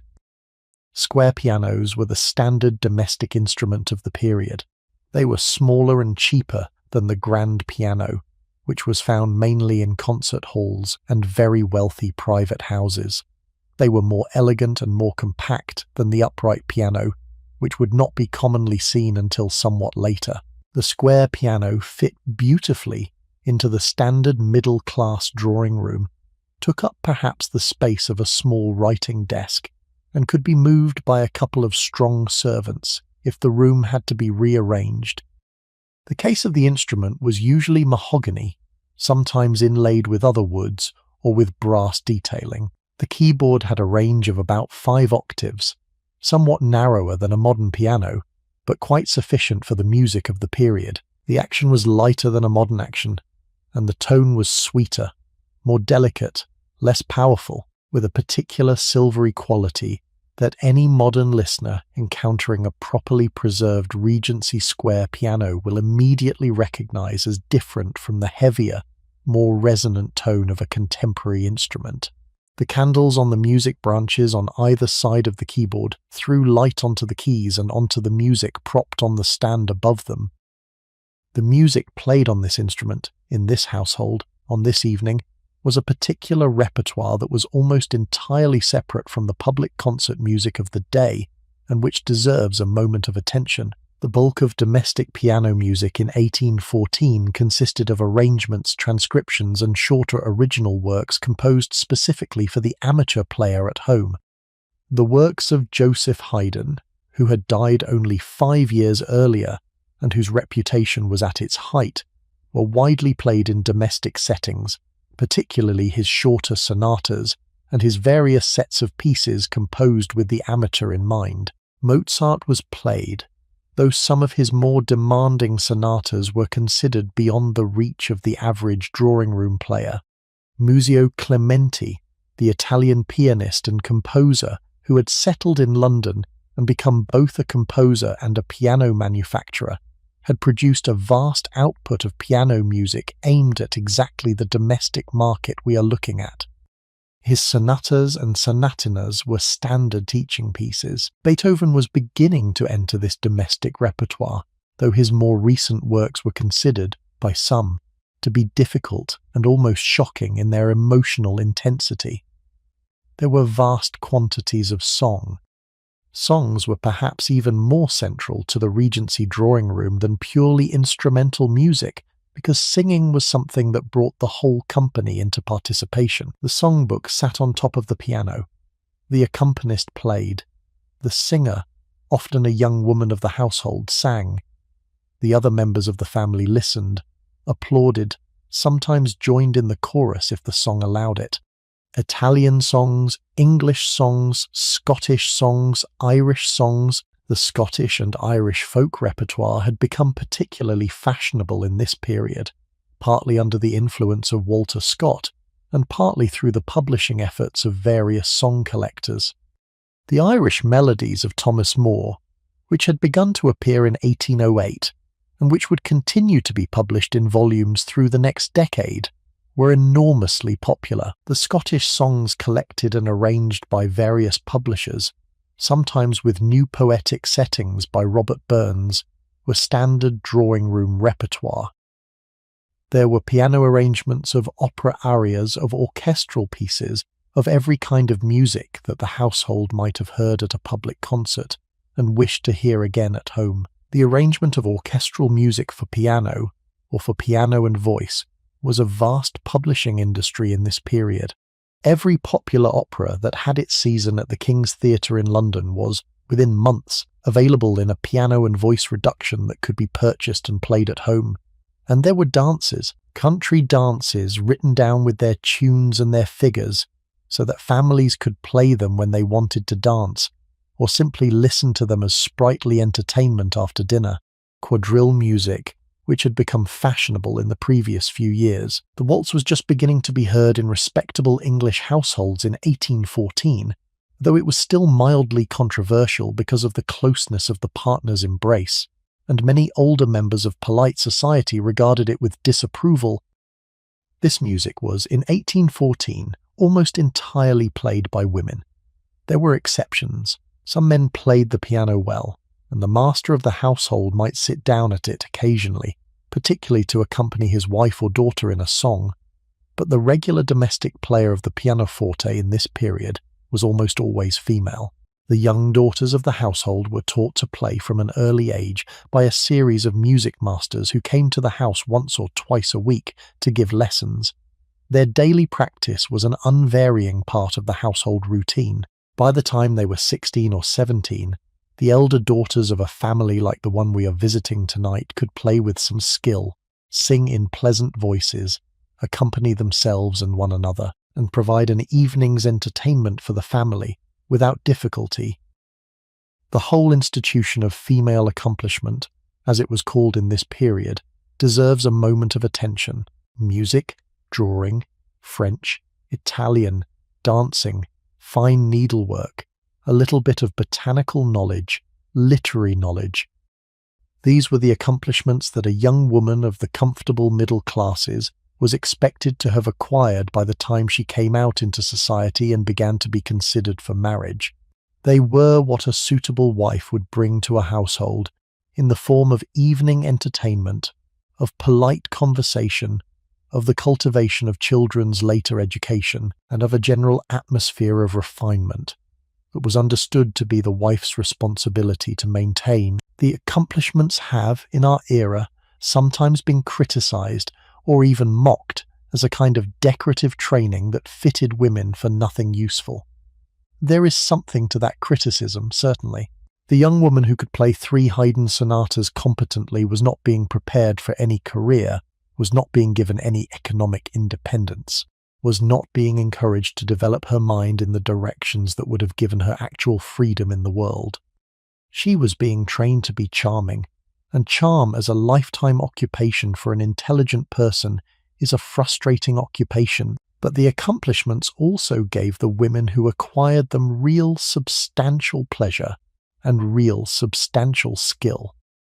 The young woman at the piano in our drawing room tonight has been practicing, for the past 9 years, an instrument that she now plays well. She knows a substantial repertoire. She can sight-read with reasonable fluency. She can transpose a song to suit her own voice. She can improvise a simple accompaniment to a tune she has just heard. These are not nothing.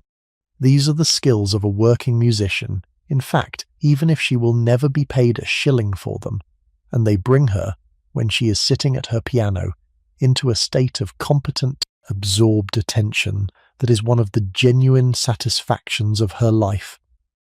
So when she takes her place at the pianoforte tonight after dinner and selects a piece and begins to play, what is happening in the room is not simply that someone is providing background entertainment. What is happening is that a person who has worked hard at a skill is now exercising it in front of the people she loves most, who know how hard she has worked at it, and who appreciate her skill in a way that no other audience in her life ever quite will.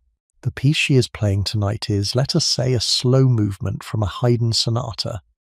The notes come out one at a time, gently, into the warm room. The fire has settled to a low red glow. The mistress is sitting in her chair near the fireplace, with her needlework in her lap, the small movements of her hands keeping time with the music. The master is in another chair, his book closed in his hand, listening. The younger daughter is on the sofa under the window, sitting up straight, paying attention, because she has been told to, and because she is beginning, herself, to understand that her sister is doing something difficult and beautiful.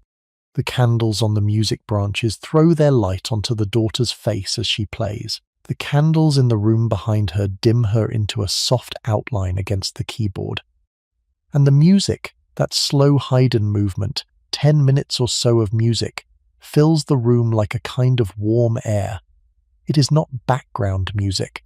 It is the only music in the room, and the room is paying attention to it. When it ends, there is a moment of silence, and then the master says quietly, "Very nicely played, my dear," and the daughter smiles a small, slightly embarrassed smile and turns the page in her music book, and the next piece begins. And this kind of evening music making was, I think, one of the great achievements of Regency domestic life. It produced daily and weekly in households across the country a small accumulation of beauty that was not part of any concert, was not recorded, was not preserved in any way that subsequent history could recover. It happened in the room and was gone. The young woman who played that Haydn movement 212 years ago is unknown to us. The exact night, the exact piece, the exact tempo at which she played it are lost. But the practice of which it was a part, the practice of the family evening organized around the instrument and the player, was repeated in countless households throughout the Regency period and beyond, and it gave the people who took part in it something very real. After the music, sometimes alongside it, came another major entertainment of the Regency drawing room: the cards. If you walked into 100 Regency drawing rooms at, say, 9:30 on a winter evening in 1814, you would find a card game in progress in a substantial proportion of them. Cards were, in this period, perhaps the single most pervasive form of social entertainment in the polite classes. They cut across age. The grandmother and the granddaughter could play together. They cut across sex. Men and women played together routinely. They cut across rank. The duchess and the country gentleman's wife and the merchant's daughter all played the same games, with similar conventions, in their respective drawing rooms. The card games of the Regency household were several. The most common and the most respected was whist. Whist was the card game of the serious adult player, the game taken with focus, played for small stakes or for none at all, requiring concentration and memory and a kind of slow analytical pleasure that its devotees found deeply satisfying. The game of the period, played with a standard deck of 52 cards by 4 players in 2 partnerships seated alternately around the card table, with one player from each pair facing the other across the table. A hand of whist began with the dealing of all 52 cards, 13 to each player. The last card dealt, which fell to the dealer, was turned face up on the table and indicated the trump suit for that hand. The player to the dealer's left led the first trick, and the play proceeded clockwise, with each subsequent player playing a card of the same suit if they had one, and otherwise either trumping or discarding. The trick was won by the highest card of the suit led, or by the highest trump if any were played. The winner of one trick led the next.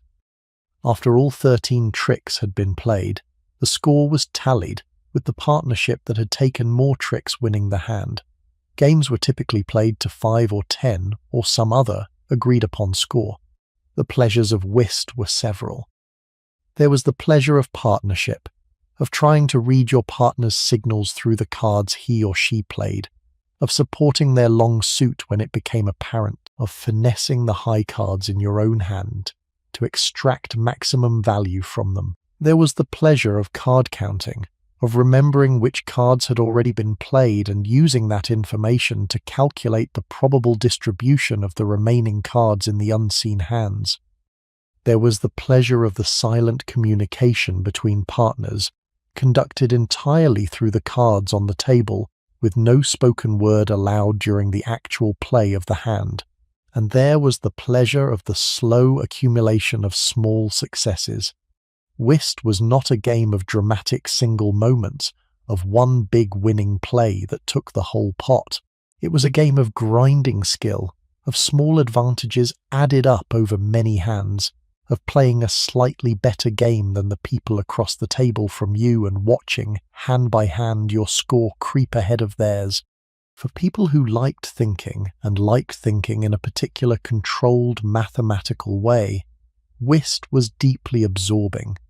It could occupy a household for hours. There were other card games as well. Loo was a faster, livelier game, played by more people at once, with more noise and more laughter, and more small-stakes betting.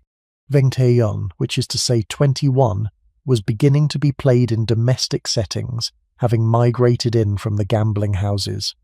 Casino was a game of capture and combination that was popular particularly with younger players. Commerce was a trading game, more frivolous than whist, often played as a way to pass time before some more serious game began. The card table itself was a piece of furniture worth describing. It was usually a folding table, kept against the wall when not in use, and brought out and set up in the middle of the room when a game was about to begin. The top, when unfolded, was covered in green baize, the soft woolen fabric that had been the standard card table surface for centuries and would continue to be so.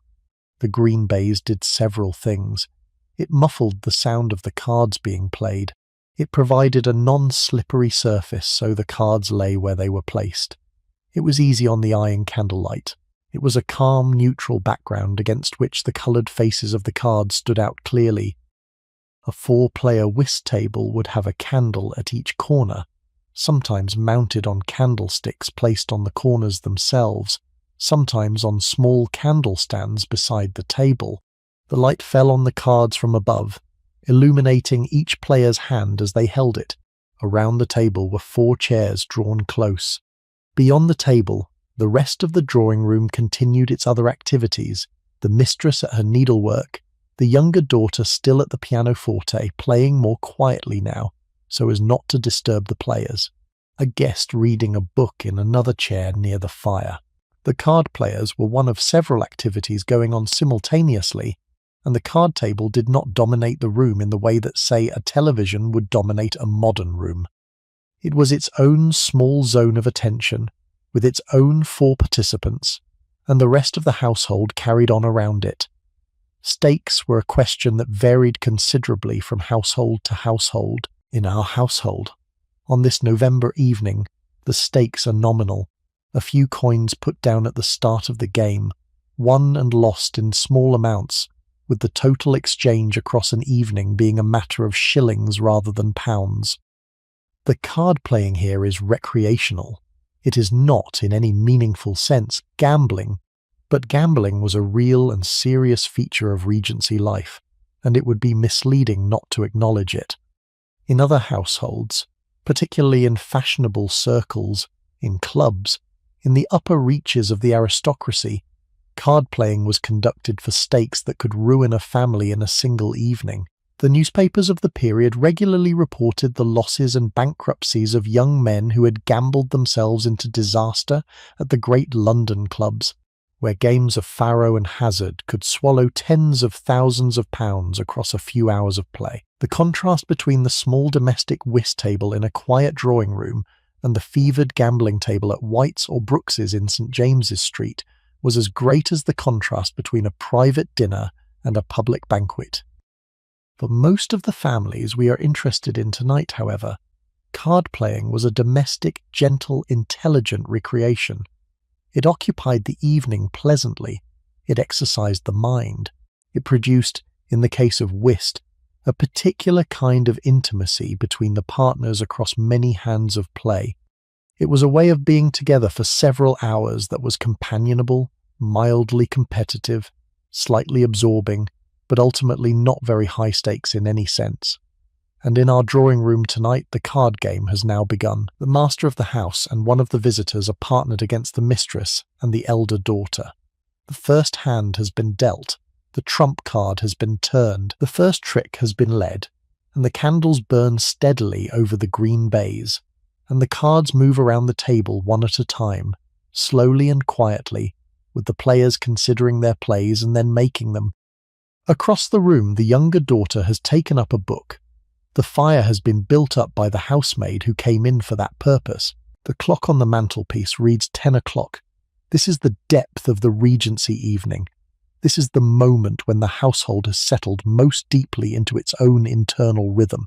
The dinner is hours behind them. The bed is still some hours ahead of them. The business of the day is forgotten. The world outside is dark and quiet. Inside, in this single warm room on the first floor of a brick house in the middle of London, a family is doing exactly what families have done at this hour, in this kind of house, for the past century, and will continue to do for at least another century yet. They are reading, playing music, playing cards, sitting near a fire, paying attention to one another in small ways, letting the evening run out slowly toward its natural close. I want, before we go any further, to pause for a moment on what is being talked about in that room, because the conversation of the Regency drawing room was, in its own way, one of its principal entertainments, and the way that conversation worked deserves a little careful attention. The Regency family did not, as a general rule, have very much new information coming into their lives from outside. There was the daily newspaper, which was read and discussed. There was the post, which arrived twice a day in central London by 1814, and brought letters from family and friends in other parts of the country. There was the occasional visitor, who brought news from another household. There was for the master, the gossip of his chambers and his coffee house, and for the mistress, the small news she gathered on her morning visits and at the milliner's. Beyond that, the household lived largely on the slow accumulation of its own observations and its own slow processing of the world. This meant that the conversation of the evening was often a careful and deliberate working over of small bits of news and small observations of social life. A letter from a cousin in the country was read aloud in full, then discussed. The contents of a parliamentary debate, as reported in the morning's paper, were considered and argued over. A piece of social gossip, the engagement of someone known to the family or the troubles of someone else, was passed around the room and turned in everyone's hands like a small, interesting object. The talk had time to develop. It was not interrupted by phones or doorbells, or the various small intrusions that modern conversation has to contend with. A subject could be picked up, set down, picked up again 2 hours later, when something new about it occurred to someone, and worked through with the kind of slow circling attention that only an evening with no other agenda can really provide. There were also the routine subjects of family talk, the progress of the children's education, the condition of the house, the small repairs needed, the larger improvements being considered, the price of butter, of meat, of coal, the state of the master's professional affairs in whatever degree of detail was thought suitable for the family's hearing, the small triumphs and difficulties of the various members of the household and their friends, the plans for the next few days and weeks, the plans for the next season, when the family would, if it followed the pattern of many comfortable London households, leave town for some weeks in the country during the deadest part of the summer. The conversation of the Regency evening had also a quality of literary reference that is somewhat lost to us now. The educated middle classes of this period read a fairly common set of books, and they referred to those books constantly in their everyday conversation.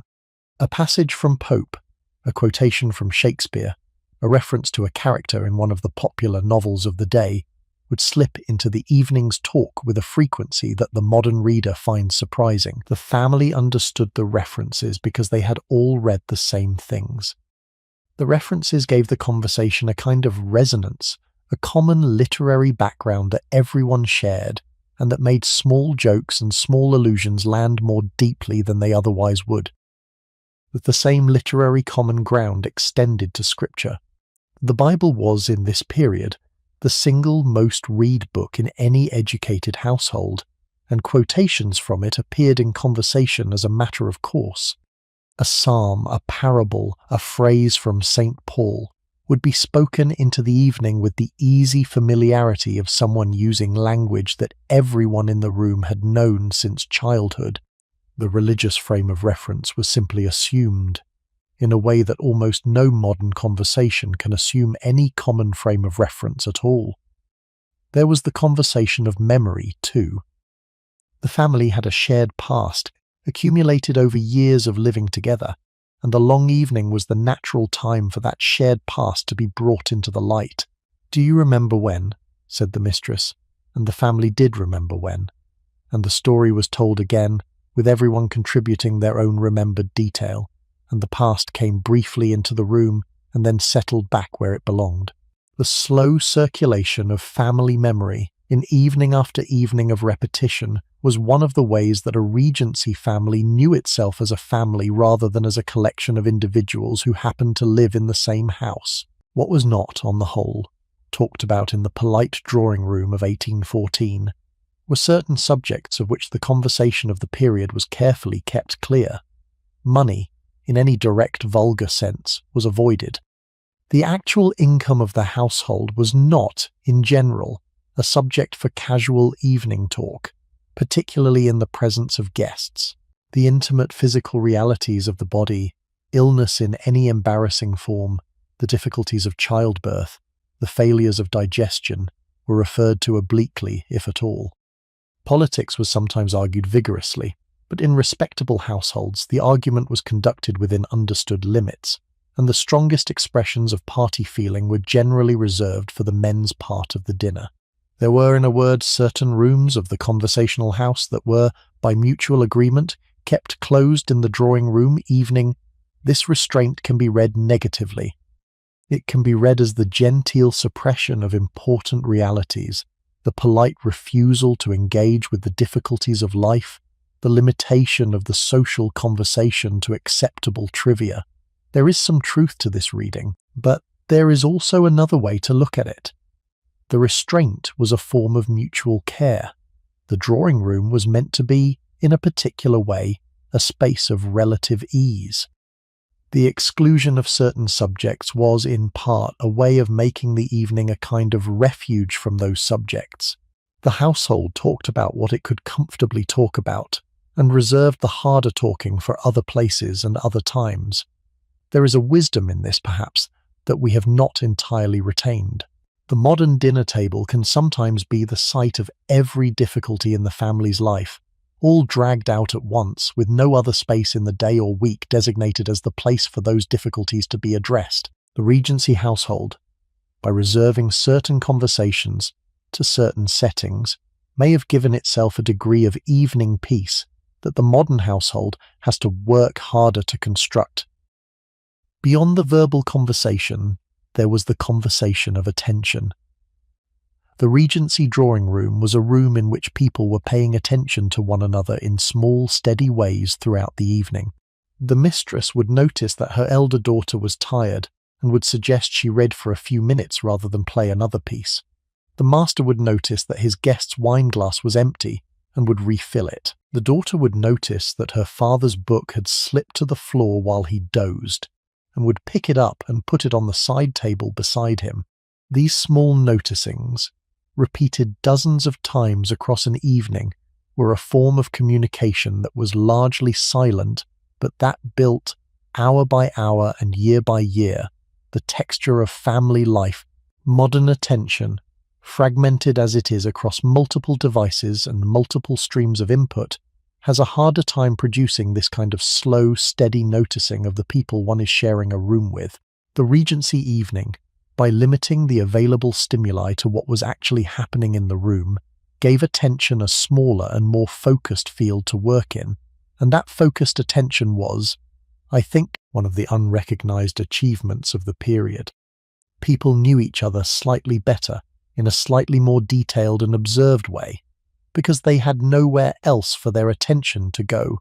So when we look at the family in the drawing room tonight, with the master reading by the lamp and the mistress sewing and the daughter at the piano and the younger child curled up reading and the card game in progress at the corner table, we are looking at a kind of social ecosystem in which conversation, attention, and shared activity were all knitted together in a particular way. The room was not silent. It was a careful, slow, low-volume environment in which several things were happening at once, all of them visible to all the people in the room, all of them subject to the gentle attention of the others, all of them contributing to a single shared evening. This is, I think, the texture I would most want to capture if I were asked to describe what was specifically valuable about the Regency drawing room evening. Not any single activity, Not the music in itself, not the cards in themselves, not the reading aloud in itself, but the way that all of those activities sat together in a single room with a single fire, under the soft attention of a small group of people who knew each other very well for several long, quiet hours. The clock has reached 10:30. The card hand has been finished, the pianoforte has been closed for the night. The reading aloud has finished its chapter. There is a brief, small pause in the room, the kind of pause that comes near the end of any long evening when everyone in the room can sense that the natural shape of the night is starting to point toward bed.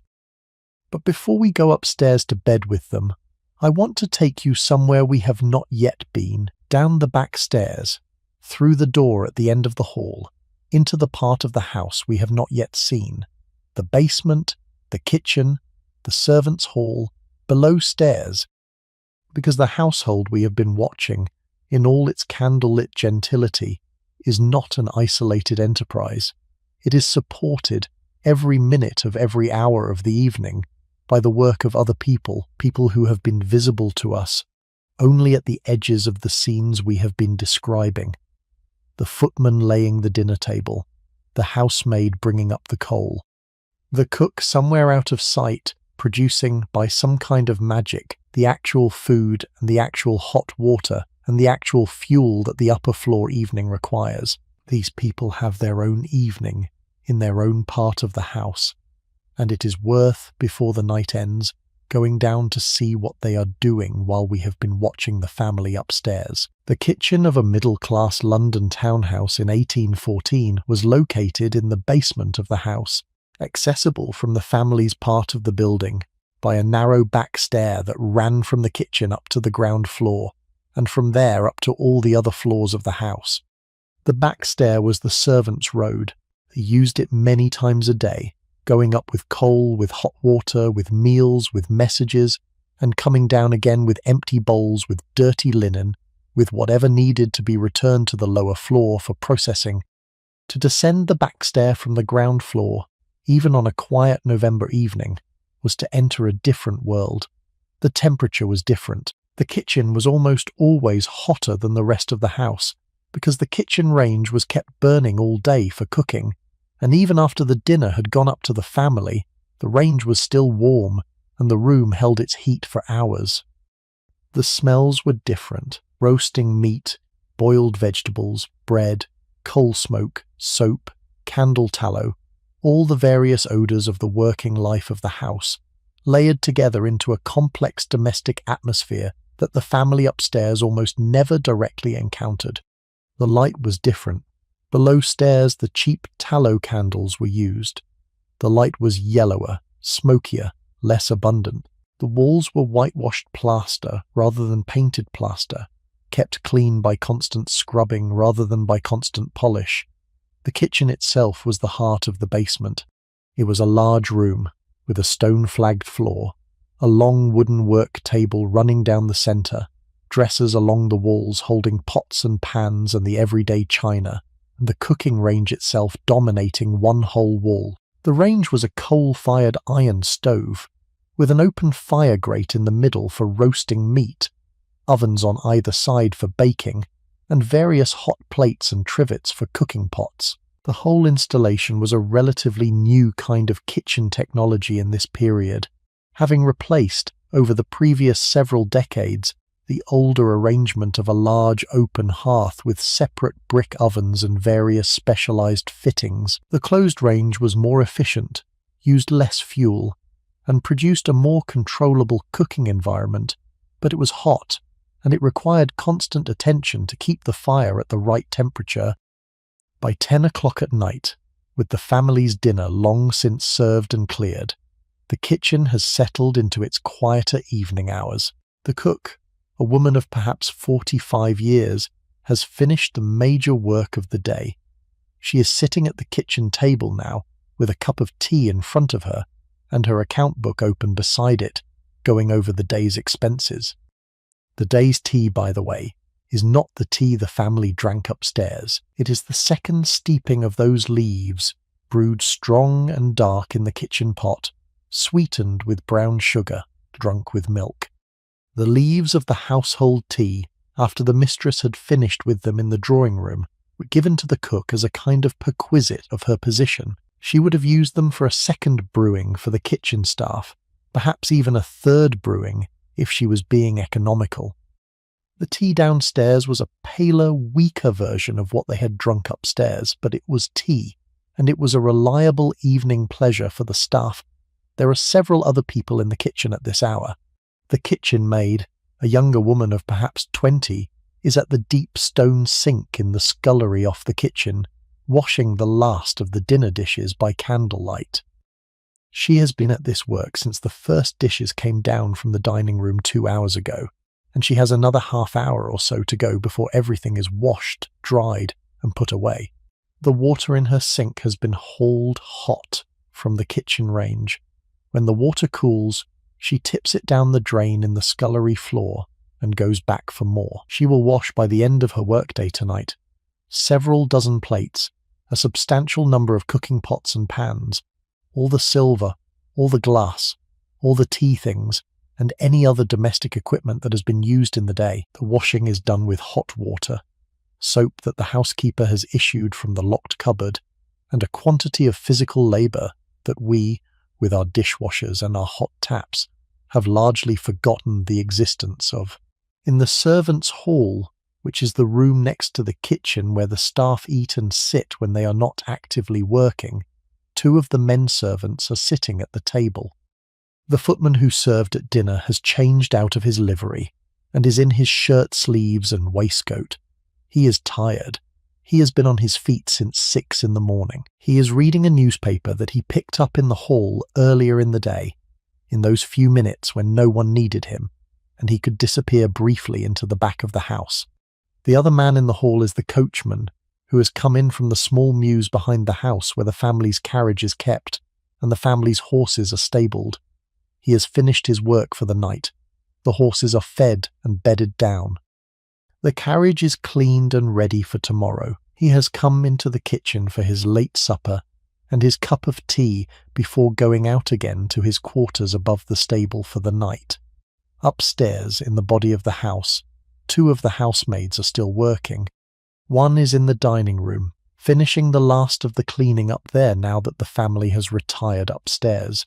She is folding the table linen, putting away the silver under the housekeeper's eye, sweeping the floor, banking down the dining room fire so that it will go out safely overnight.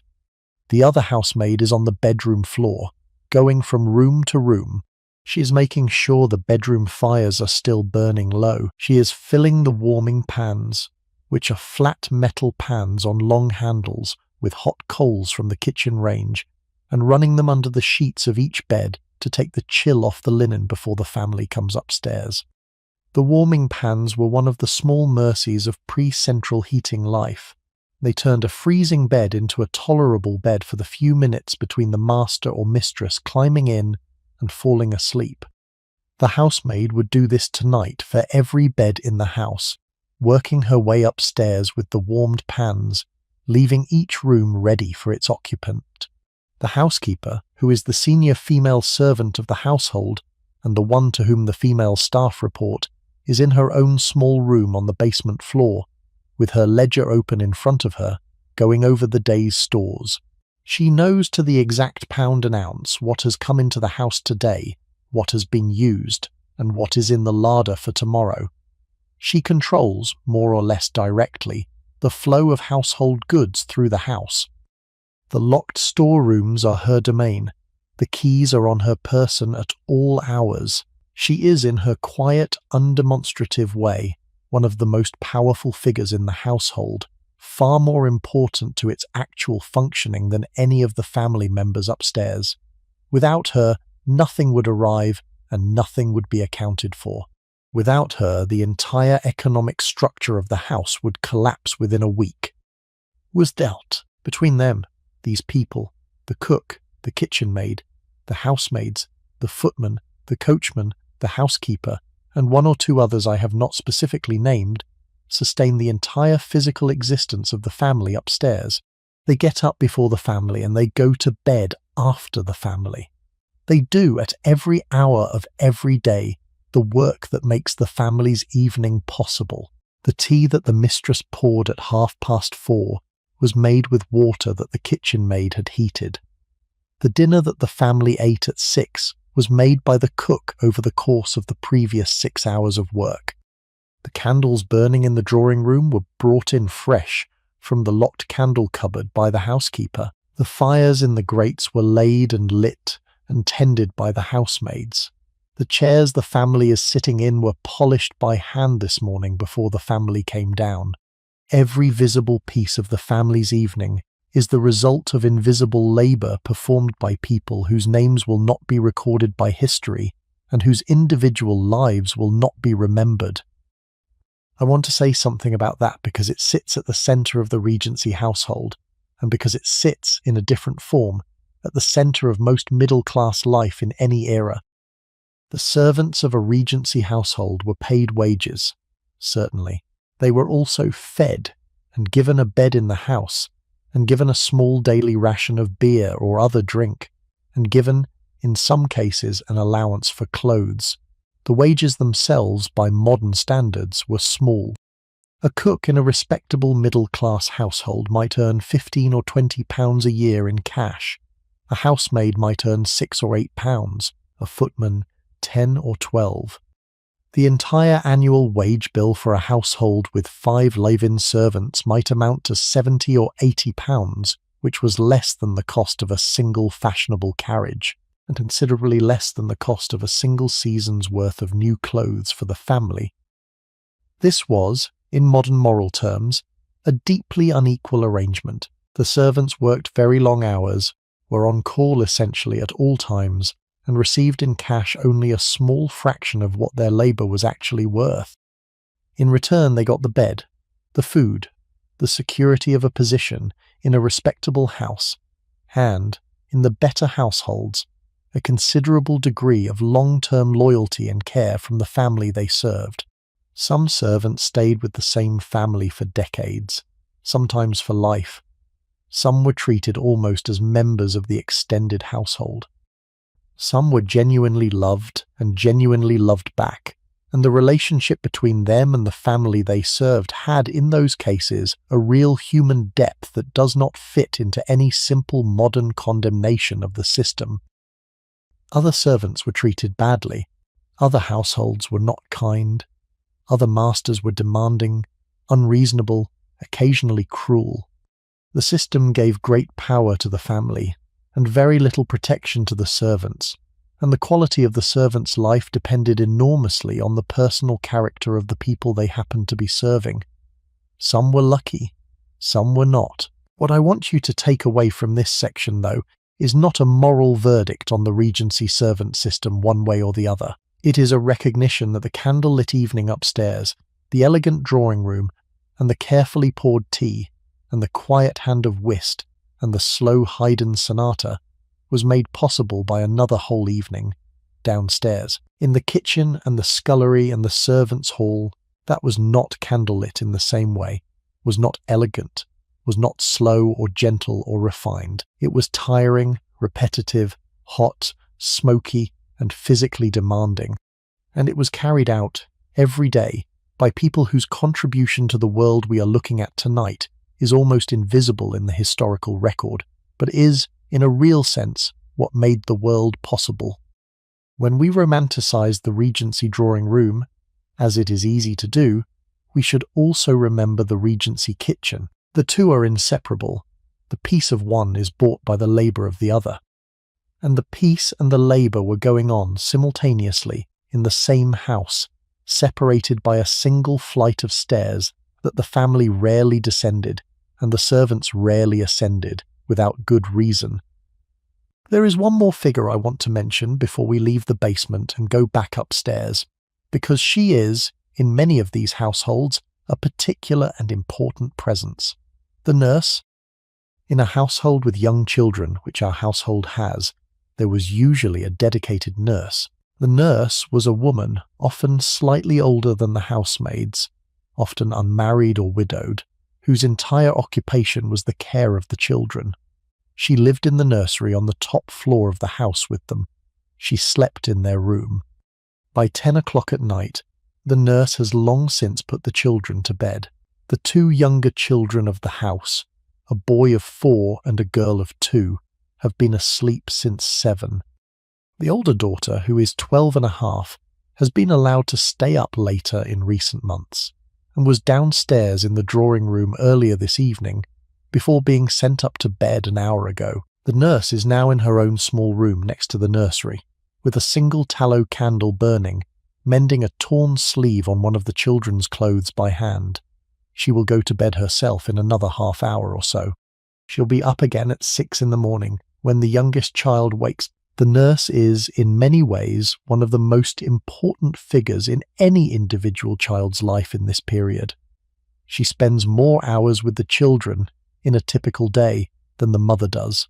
She is the one they cry to when they are hurt. She is the one who sings them to sleep. She is the one whose face is the closest, the most familiar, the most immediate in their early childhood. The mistress upstairs in the drawing room loves her children, certainly, and visits them certainly, but the actual physical and emotional labour of mothering them in the immediate hands-on way is largely delegated to a hired woman who lives in the attic. This arrangement has been criticised, like the larger servant system, in various ways. It has been said that it produced a particular kind of emotional distance between Regency parents and their children. There is some truth to this, perhaps, but there is also another way of looking at it, which is that it produced, in many households, a particular kind of triangular emotional structure in which the child loved the nurse intensely, in an everyday way, and loved the parents differently, more idealistically, in a way that the small daily contact never quite tarnished. The nurse was warm and present and ordinary. The mother was beautiful and rare and special. Many children in this era seem to have managed to love both in different ways, and the system, however unequal, did not necessarily produce the cold, distant family life that later commentators have sometimes assumed. In our household tonight, the children have been asleep for hours. The nurse is finishing her sewing by her single candle. The whole top floor of the house is quiet, and the family downstairs is approaching the end of their evening. The clock in the drawing room has reached 11. The card game has ended. The mistress and her partner have, by a small margin, beaten the master and his guest, and there has been a quiet round of laughter and the kind of mild teasing that happens at the end of any reasonably balanced game. The cards have been gathered. The card table has been folded back against the wall. The mistress has gone to the bell pull near the fireplace and pulled it once, which is the signal to the servants below that the family is preparing to retire. A footman appears at the drawing room door within a couple of minutes. He has come up to take down the tea things, to bank the fire, to extinguish the candles in the room one by one once the family has gone, and to make sure the room is left in good order for the morning. The mistress thanks him. He withdraws to wait until the family has actually left the room. The mistress now does something small but deliberate. She goes around the room and picks up the items that need to come upstairs with her or with her family. A book that her elder daughter has been reading, a piece of needlework that the mistress wants to take to her own room to work on tomorrow, a letter that the master has been drafting and has set aside. These small objects of the evening are gathered up. The room is being left gradually in its overnight state. The family then proceeds, in the way that Regency families typically did at the end of an evening, to the front hall on the ground floor. They go down the staircase together, in a small, slow procession with the candles in their hands and the staircase lit only by their own candles and by the faint glow of the hall lamp at the bottom of the stairs. In the hall, the chamberstick table waits. The chamberstick table, as we mentioned at the beginning of the evening, was a small side table near the foot of the staircase, on which a row of chambersticks was kept ready. There would be one for each member of the family, and additional ones for any guests staying the night. Each chamberstick was a small, flat candle holder with a low handle, designed for the journey upstairs. There would be a snuffer beside the table, and a tinder box with which the candles could be lit if any of them had gone out. The footman, who has come down with the family, lights each chamber stick from the candle in his own hand and presents one to each member of the family in turn. The master takes his. The mistress takes hers. The elder daughter takes hers. They thank him quietly. He bows, and now the family begins to go upstairs to bed. I want you to picture this carefully. The hall is dim. The staircase rises into greater dimness above. Each member of the family has their own small candle in their hand. They go up the stairs in a small line, the master first, the mistress next, the daughter following. The candles throw small moving circles of light onto the steps as they climb. The shadow of each person, vastly elongated, ripples up the wall of the staircase beside them. The portraits on the wall, almost invisible in the dim light, watch them go. At the first landing, the master pauses to allow the others to catch up. The mistress kisses her daughter on the cheek and says something quiet about the morning. They move on, up the next flight, to the bedroom floor. And here, at the door of each bedroom, the family separates. The elder daughter goes to her own room on one side of the corridor. The master and mistress go to theirs, which adjoins through a small dressing room. They wish each other good night. The doors close one by one. The candles disappear behind the doors. The corridor returns to dimness, lit only by a single oil lamp burning low at one end of it. This is the moment, I think, that sits at the deepest part of the Regency evening, the moment of going to bed. The moment when the day finally lets go.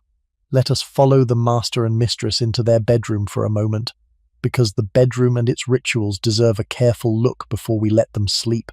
The bedroom is a substantial room, larger than a modern bedroom, perhaps 18 feet square, with a high ceiling and a single window covered by heavy curtains drawn against the night. The fire in the grate is burning low, a banked-down fire that has been kept going by the housemaid throughout the evening, so that the room is not cold when the family comes up. The bed dominates the room. The four-poster with curtains is one of the great pieces of pre-modern bedroom technology, and it is worth understanding what it actually did.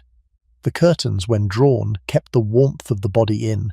They blocked drafts. They created a smaller enclosed space that could be heated by body warmth alone, even in a room where the larger air temperature was, by morning, not much above freezing.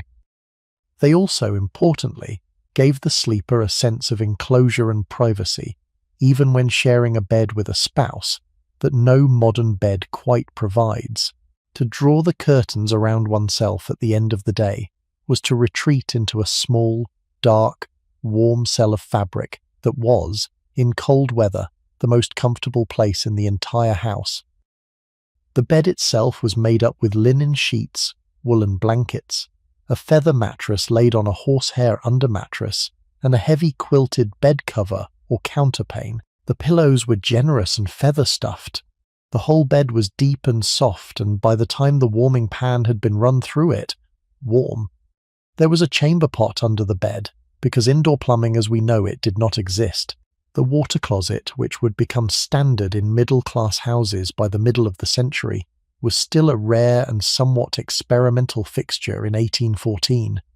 Most households relied on chamber pots, which were emptied each morning by the housemaids. The pot was a piece of porcelain or earthenware, kept under the bed during the day, used at night, covered with a lid, and removed in the morning by the housemaid as part of her dawn rounds. There is no point being delicate about this. Every member of the household used a chamber pot, and the housemaid emptied it.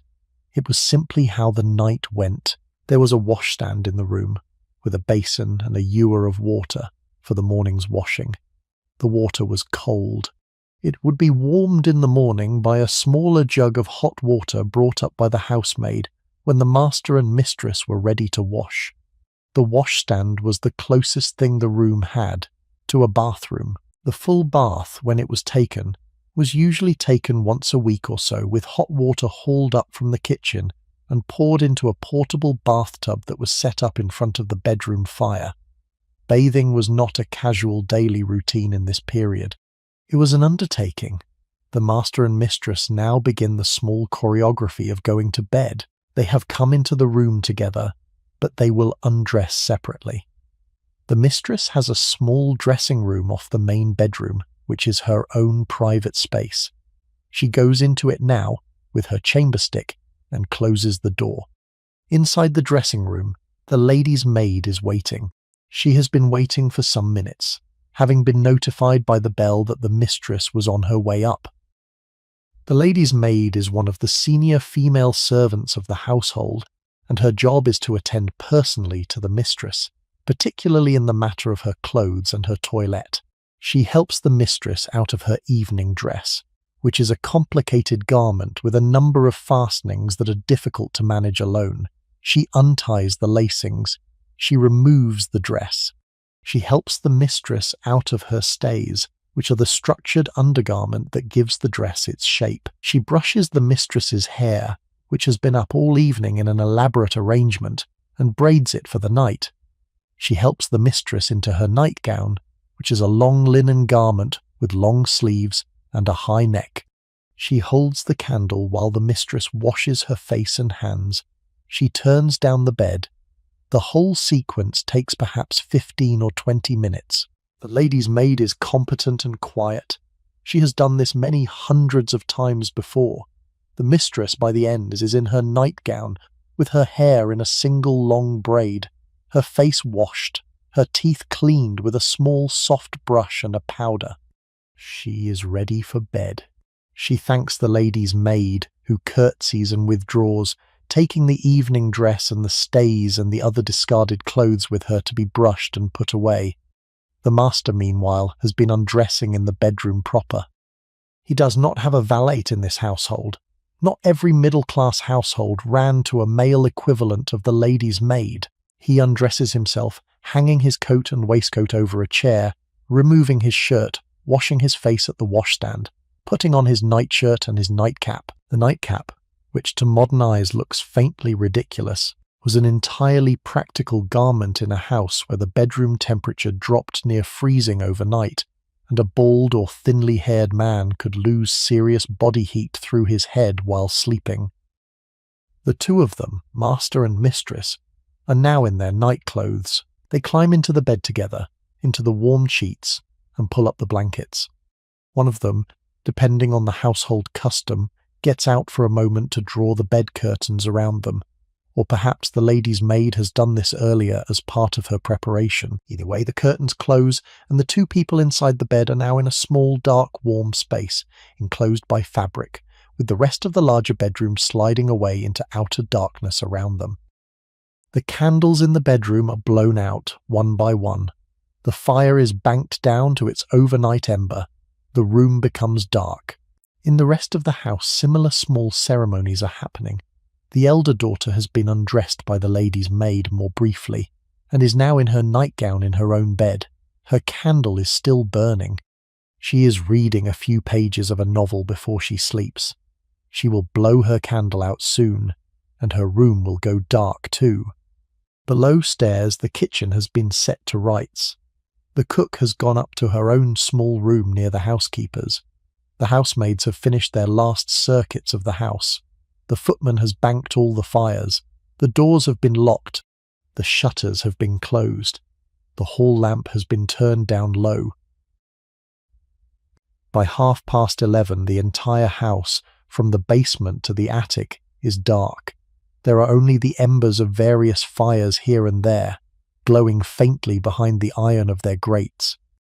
There is the faint lingering smell of beeswax and tallow where the candles have been snuffed. There are, here and there, the small sleeping forms of human beings in their warm beds breathing slowly, the day finally over.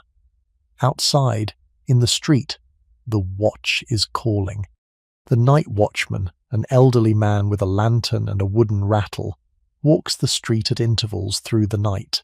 Every hour he calls the time and the weather. 11 o'clock and a fine night, he calls, and his voice carries faintly through the closed shutters into the bedrooms of the sleeping family. The watchman is the last layer of the city's response to the night, the institution that, before the establishment of the Metropolitan Police in 1829, did what little watching and warning the streets received during the dark hours. He will continue his rounds until 5 in the morning, when he will be replaced by the early street sweepers and the milk women and the first carts coming in from the country with the day's supplies. The watcher's voice fades as he moves down the street. The house is quiet again. The fog presses softly against the windows. The fire embers tick and shift in the grates. The breathing of sleepers fills the bedrooms.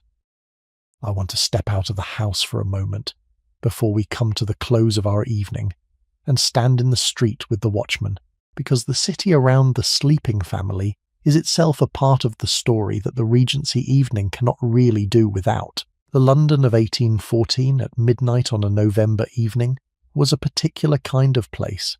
It was not the silent city we sometimes imagine when we think of pre-industrial urban nights. It was, in fact, never quite silent. There were always sounds. The hooves of a late carriage somewhere on a nearby street, the distant call of another watchman, the low rumble, almost below hearing, of the great river half a mile to the south, with its barges and its tides moving steadily through the dark, the chimes of a church clock, marking the quarter, somewhere on the next street over, answered a few moments later by another church clock, and another, until the hour or the quarter had been announced by half a dozen different bells across the central districts of the city. The street lamps that had been lit by the lamplighter at dusk were still burning, though by midnight some of them had gone out, and others were guttering low. The lamplighter's job was to light them at sunset, and in many parishes, to come back in the early morning to extinguish those still burning. Between those two visits, the lamps did what they could against the dark. The new gas lamps on the principal streets gave a steadier, brighter light than the old oil lamps still in use in the side streets. London at night, in 1814, was a city in transition, with the pools of brighter gas light on Pall Mall, and the developing terraces of the West End, and the dimmer, yellower oil lamplight still presiding over the older streets. A pedestrian walking through the city at midnight could feel the difference under his feet as he moved from one regime of lighting to the other. The streets themselves were largely empty at this hour. There were a few late-night pedestrians, men returning from clubs or from late evenings at friends' houses, walking with an attendant or with a stout stick in hand, because the city at night was not perfectly safe, and a respectable man did not walk alone in dim streets without some thought to his security. There were sedan chairs occasionally going past, with two chairmen carrying the chair between them at a brisk trot, conveying some lady or gentleman home from a late party. There were carriages, fewer than during the day but not absent, moving along the principal thoroughfares with their lanterns lit. The drivers of these carriages were, in their way, another sort of night profession, the men who took fares from people coming home in the small hours, and who knew the streets of the city better in the dark than most of its inhabitants did in the daylight. The watch as a system was the principal organised response to the urban night. Every parish in London maintained its own watch force, a body of men who patrolled the streets between specific hours of the evening and morning, and who were responsible for keeping order, calling the time, and reporting on anything unusual. The men of the watch were, by this point in the period, not quite the figures of comic disrepute they had sometimes been earlier in the 18th century. They had been gradually professionalised, particularly in the more prosperous parishes. They were paid a small wage. They had uniforms of a sort, and equipment, the lantern and the rattle, being the most distinctive items. They walked specific routes. They reported to a constable, but they were also, by any reasonable assessment, an inadequate police force for a city the size of London. There were too few of them. They were too lightly equipped. They were too elderly, in many cases, to be effective against any determined wrongdoing. The reform of London's policing, which would come in 1829 with Sir Robert Peel's Metropolitan Police Act, and the establishment of the Metropolitan Police, was a recognition that the watch system had outlived its capacity to do the work the city now required.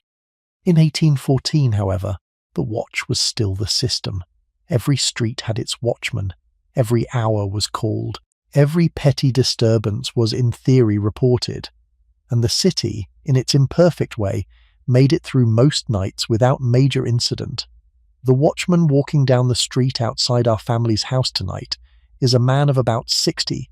His name might be John, or William, or Thomas, the kind of name that left no trace in the historical record. He has been a watchman on this beat for several years. He knows the houses by their numbers and many of the families by sight. He knows which houses are likely to have late visitors and which are usually quiet by 10. He knows which front doors stick in damp weather. He knows which areas, the basement courts in front of the houses, have steps that are slippery when wet. He has, in his own slow nightly way, been a kind of intimate companion to the street for years, even though almost no one on the street has ever spoken to him for more than a moment in passing. He carries a lantern with a small candle inside, which throws a small circle of light at his feet. He carries a wooden rattle, which is his alarm in the case of disturbance, and which produces, when shaken, a loud clattering noise that can be heard for some distance. He carries a stout stick, both as a tool and as a defensive weapon. He wears a heavy greatcoat against the cold, and a broad hat to keep the rain off his face. His feet, in solid leather boots, are slow but reliable. His round takes him along the street and back, then around the corner into the next street, and back again, and so on, in a long looping pattern that covers his whole beat in about an hour. At intervals he stops and calls.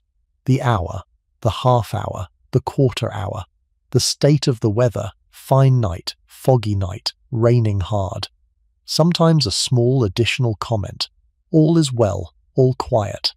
The calls are partly informational, telling the residents who happen to be awake what time it is, and partly reassuring, simply marking that the watch is on duty and that the streets have not been abandoned to whoever might be in them otherwise. Inside the houses, the watch's voice is part of the night's furniture. People hear it without quite hearing it. They register, in their half-sleep, that the calls have happened, and they go on sleeping. A child might wake briefly, listen, and roll over. A servant making her last round of the kitchen at midnight might pause to listen, hear the call of the hour, and then continue her work. The mistress, lying behind the curtains of her four-poster, might surface for a moment from sleep, hear the watchman's voice fading down the street, and feel obscurely comforted before she sinks back into her dreams. That comfort, the comfort of the watchman's call, is one of the small features of the Regency night that has not really been replaced by anything in our own time. We have, in the modern city, far more effective security than the night watch ever provided. We have police forces, alarm systems, electric lighting, locked doors of vastly greater strength than the locks of 1814. We are, by any objective measure, much safer in our beds than our Regency ancestors were. But we do not in general have the experience of a single human voice calling out at intervals through the night to tell us that someone is awake and watching while we sleep. The hourly call of the watchman, faintly heard from inside the warm bed, was a kind of audible blanket. It said, "You are not alone. Someone is keeping watch. Sleep on." I think about that small absence in our own nights. The presence of voices outside has been replaced, in our world, with various other forms of company. The hum of distant traffic, the occasional siren, the indistinct murmur of a city that never properly stops. But the deliberate addressed, named voice of a single man calling the time to sleeping families, that is gone.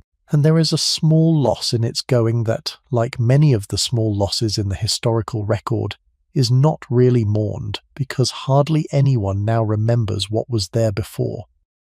Beyond the watchman, the city around our sleeping family was, at midnight in November 1814, full of other lives that the family inside the house knew very little about. There were, in the same square mile of London, 1,000 other households going through their own version of the same evening.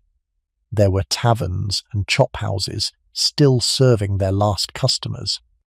There were brothels in the less reputable streets, conducting their nightly business in the dim. There were the great markets, Smithfield and Covent Garden and Billingsgate, which, while not at their peak hours, were already beginning to stir with the first carts coming in for the morning's trade. There were watchmen on every street, like ours, calling their hours. There were lampmen still tending lamps that had gone out, in some parishes that paid them to make a midnight round. There were the river barges moving on the Thames, which never quite slept, with their cargo of coal and timber and goods of every kind being moved up and down the river in the slow, steady tidal rhythm. There were the East India docks far down the river, where the great ships of the East India Company unloaded their cargoes of tea, of silk, of spices, of all the products that filled the houses of the comfortable middle classes. The ships moored there at midnight, with their watchmen on board, their lanterns hanging from the rigging. There were prisons holding their populations through the dark hours.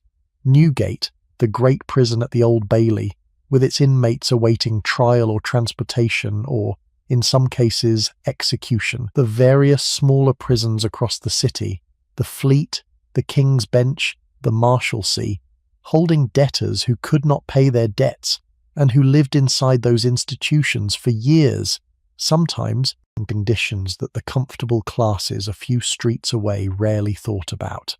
The hospitals, St. Bartholomew's and St. Thomas's and the Foundling, with their patients and their few sleeping nurses, and the occasional surgeon on duty for emergencies, then were the great houses of the very rich in Mayfair and St. James's, with their parties still continuing in some cases until 2 or 3 in the morning, the windows blazing with candles, the dance music still playing, the carriages waiting in long lines outside the door for guests who had not yet decided to leave. There were the smaller respectable houses like ours, in their thousands, dark and quiet by midnight, with their families asleep and their fires banked. There were the workhouses, with their inmates in their dormitories. There were the slums of St. Giles and the Docklands, with their crowded courts and their thin partitions, where families slept in single rooms with whatever warmth they could manage and whatever food they had been able to buy that day. There were the homeless, sleeping in doorways and under bridges, in numbers that the more comfortable parts of the city found easy to ignore, but that were a constant presence in the streets where they accumulated. All of this whole vast and varied nightlife of 1 million people, was happening simultaneously in the city around our family's sleeping house. The Regency middle-class evening, in its candle-lit gentility, was one small bubble of experience floating in a much larger sea of human existence, much of which was harder, less comfortable, and considerably less amenable to romanticization. It is worth, I think, holding both pictures in mind at once. The drawing room with its pianoforte and its argand lamp, and the courtyard a few streets away, where a family of 5 is sleeping on straw under a single thin blanket. The two existed at the same time in the same city, and both are part of what 1814 actually was. I do not raise this to undercut the picture of the comfortable evening we have been building. The comfortable evening was real, and the people who lived through it were real, and their experience of the world was as legitimate as anyone's. But the comfortable evening also did not happen in a vacuum. The peace and the warmth and the leisure of the family in the drawing room were made possible in part by an entire economic structure that produced at the same time the discomfort and cold labour of many other lives, both within the household, in the persons of the servants below stairs, and outside the household in the wider city, where most people did not live in townhouses, and did not have pianofortes, and did not pour tea from silver pots in candlelit drawing room. The Regency evening, in the form we have been describing, was a privileged form of evening. It was, by the measure of its own time, the evening of perhaps the top 15 or 20% of London's population. The other 80 or 85% had evenings of various other shapes, mostly less comfortable, sometimes considerably less so. To remember, this is not to spoil the picture, but to set it in its proper frame, which, like any good frame, holds the picture in place by acknowledging what surrounds it. The watchman calls the half hour after midnight as he turns the corner at the end of the street, 12:30 and a foggy night. His voice is muffled by the fog and reaches the bedrooms of our family only as a soft, indistinct sound, a small auditory marker of the passing of the night that they hear without registering. The fog itself is thickening as the hours go on, the way it often did in November London. By morning, the fog will be sufficiently dense that the lamplighter, when he comes round to extinguish the lamps, will find his work confused and the streets nearly blind. By the time the master of the house leaves for his chambers at 9, the fog will have begun to lift, but the day will be a dim one, with the sun barely visible behind the layered atmosphere of fog and coal smoke that characterizes a London winter morning. But all of that is hours away. For now, the city is in its deep night. Our house is dark. The watchman is moving on. The river is moving on. The barges are moving on. The fog is settling on the windows and the streets. And inside the house, the family is sleeping, in beds warmed earlier by the housemaid's pan, behind the curtains of their four-poster, or in narrower beds in narrower rooms upstairs, with the housemaids and the cook, the other servants, in their own narrower beds-attic rooms. Everyone, from the master in the principal bedroom to the youngest child in the nursery to the kitchen maid in her tiny attic room behind the housekeepers, is asleep. The whole house, considered as a single organism, is asleep. Every room is dark. Every fire is banked.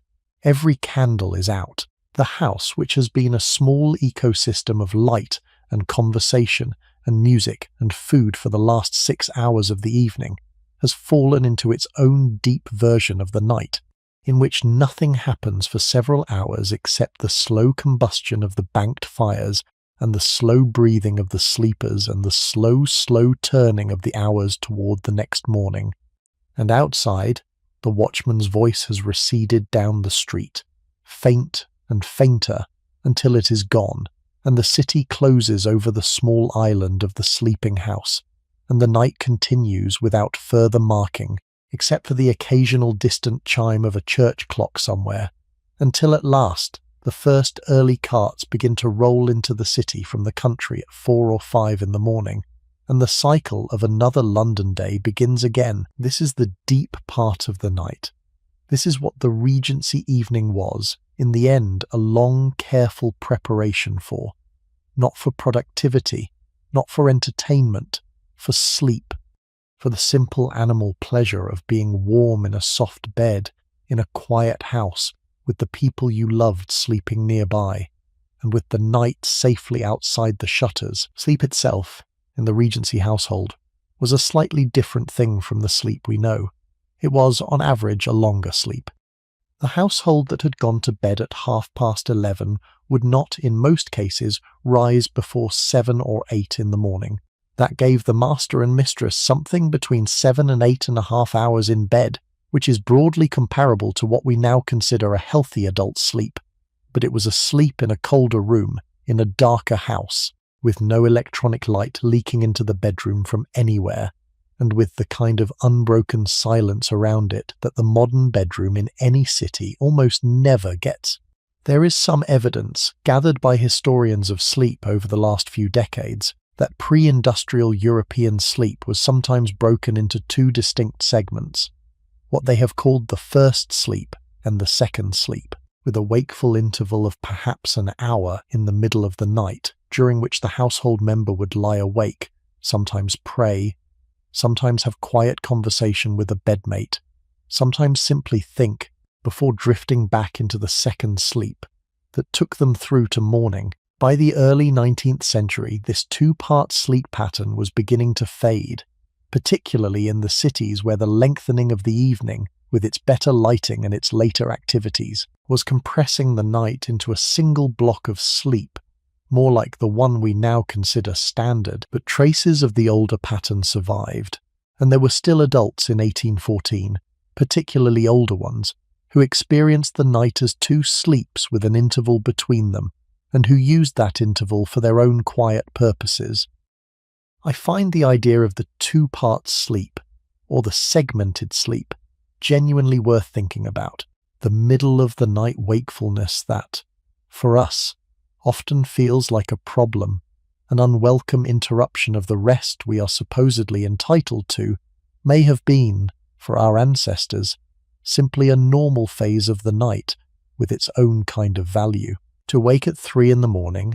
and lie quietly in the dark, listening to the breathing of one's spouse, watching the embers of the fire across the room, thinking one's own thoughts in a state that was neither asleep nor properly awake, was perhaps one of the small contemplative gifts of the older night. Not something to be fought against, but something to be received. In our household tonight, all of these reflections are, for the moment, beside the point. The family is sleeping their first sleep, the deep sleep of the early hours of the night, the sleep that comes after a long evening of activity and a warm bed and a clear mind. They will sleep this way, in this depth, for several hours yet, before any of them stirs. The youngest child will be the first to wake around 6 a.m, calling out for the nurse. The housemaids will be up before that, of course, lighting the kitchen range, sweeping the front steps, beginning the next round of the household's tireless work. But for the family upstairs, the night is, for the moment, complete and uninterrupted. I have, throughout this episode, tried to bring you into the rooms of a particular kind of household on evening, and to show you the small textures of how that evening worked. The tea, the dinner, the withdrawal, the reading, the music, the cards, the servants below stairs, the chamber sticks, the four-poster bed, the watchman's voice fading down the street. I want to close with a few thoughts about what the whole of this evening meant, and what, if anything, it can still mean for us, 212 years later. The Regency middle-class evening was, fundamentally, an evening of presence.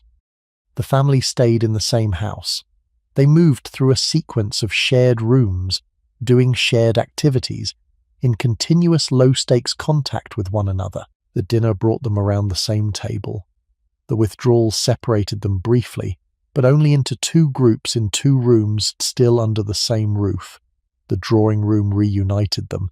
The reading aloud, the music, the card playing, all kept them together in the same space, attending to the same things hour after hour, with the slow background presence of the fire and the candles to mark the passage of time. This continuous shared presence is the thing I keep coming back to. It was not always interesting. It was not always dramatic. There were tensions in this household, certainly.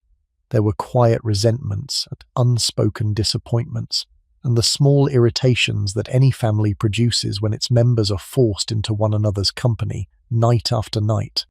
The Regency household was not a paradise of domestic happiness.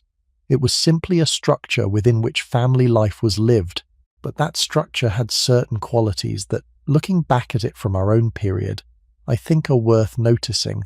The household took its evenings slowly. It was prepared to spend many hours together without any particular agenda. It valued the small daily skills of its members, the daughter's piano playing, the master's reading aloud, the mistress's pouring of tea, in a way that gave each of them a small daily occasion to be appreciated by the people who knew them best. It accepted that the entertainment of the evening would be made by the household itself, from its own resources, using its own bodies and its own voices and its own hands. It did not import its entertainment from outside. The entertainment was internal, generated, immediate, performed live in the room. This is, I think, what is most absent in our modern domestic evenings, and what is most worth thinking about. The entertainment in our households tonight, in 2026, comes overwhelmingly from outside. It is produced elsewhere, transmitted to us through screens, and consumed by each of us, often individually, often simultaneously but separately, often in different rooms or in the same room while looking at different devices, the production of our evenings has been outsourced in a way that the Regency family would have found difficult to imagine. We do not mostly make our own music. We do not mostly read aloud to one another. We do not mostly sit and play long card games together. We do not mostly do the small handwork that gives one's hands something to do while one's ears are occupied by something else. We have, of course, gained enormous things by the trade. The entertainment available to us is vastly richer, vastly more varied, vastly more skilled than anything any single household could produce. The piano in the drawing room, beautiful as the daughter's playing was a single instrument played by a single amateur. We can listen, tonight, in our own homes to the great pianists of the world playing the great music of the world, recorded and transmitted to us at the touch of a button.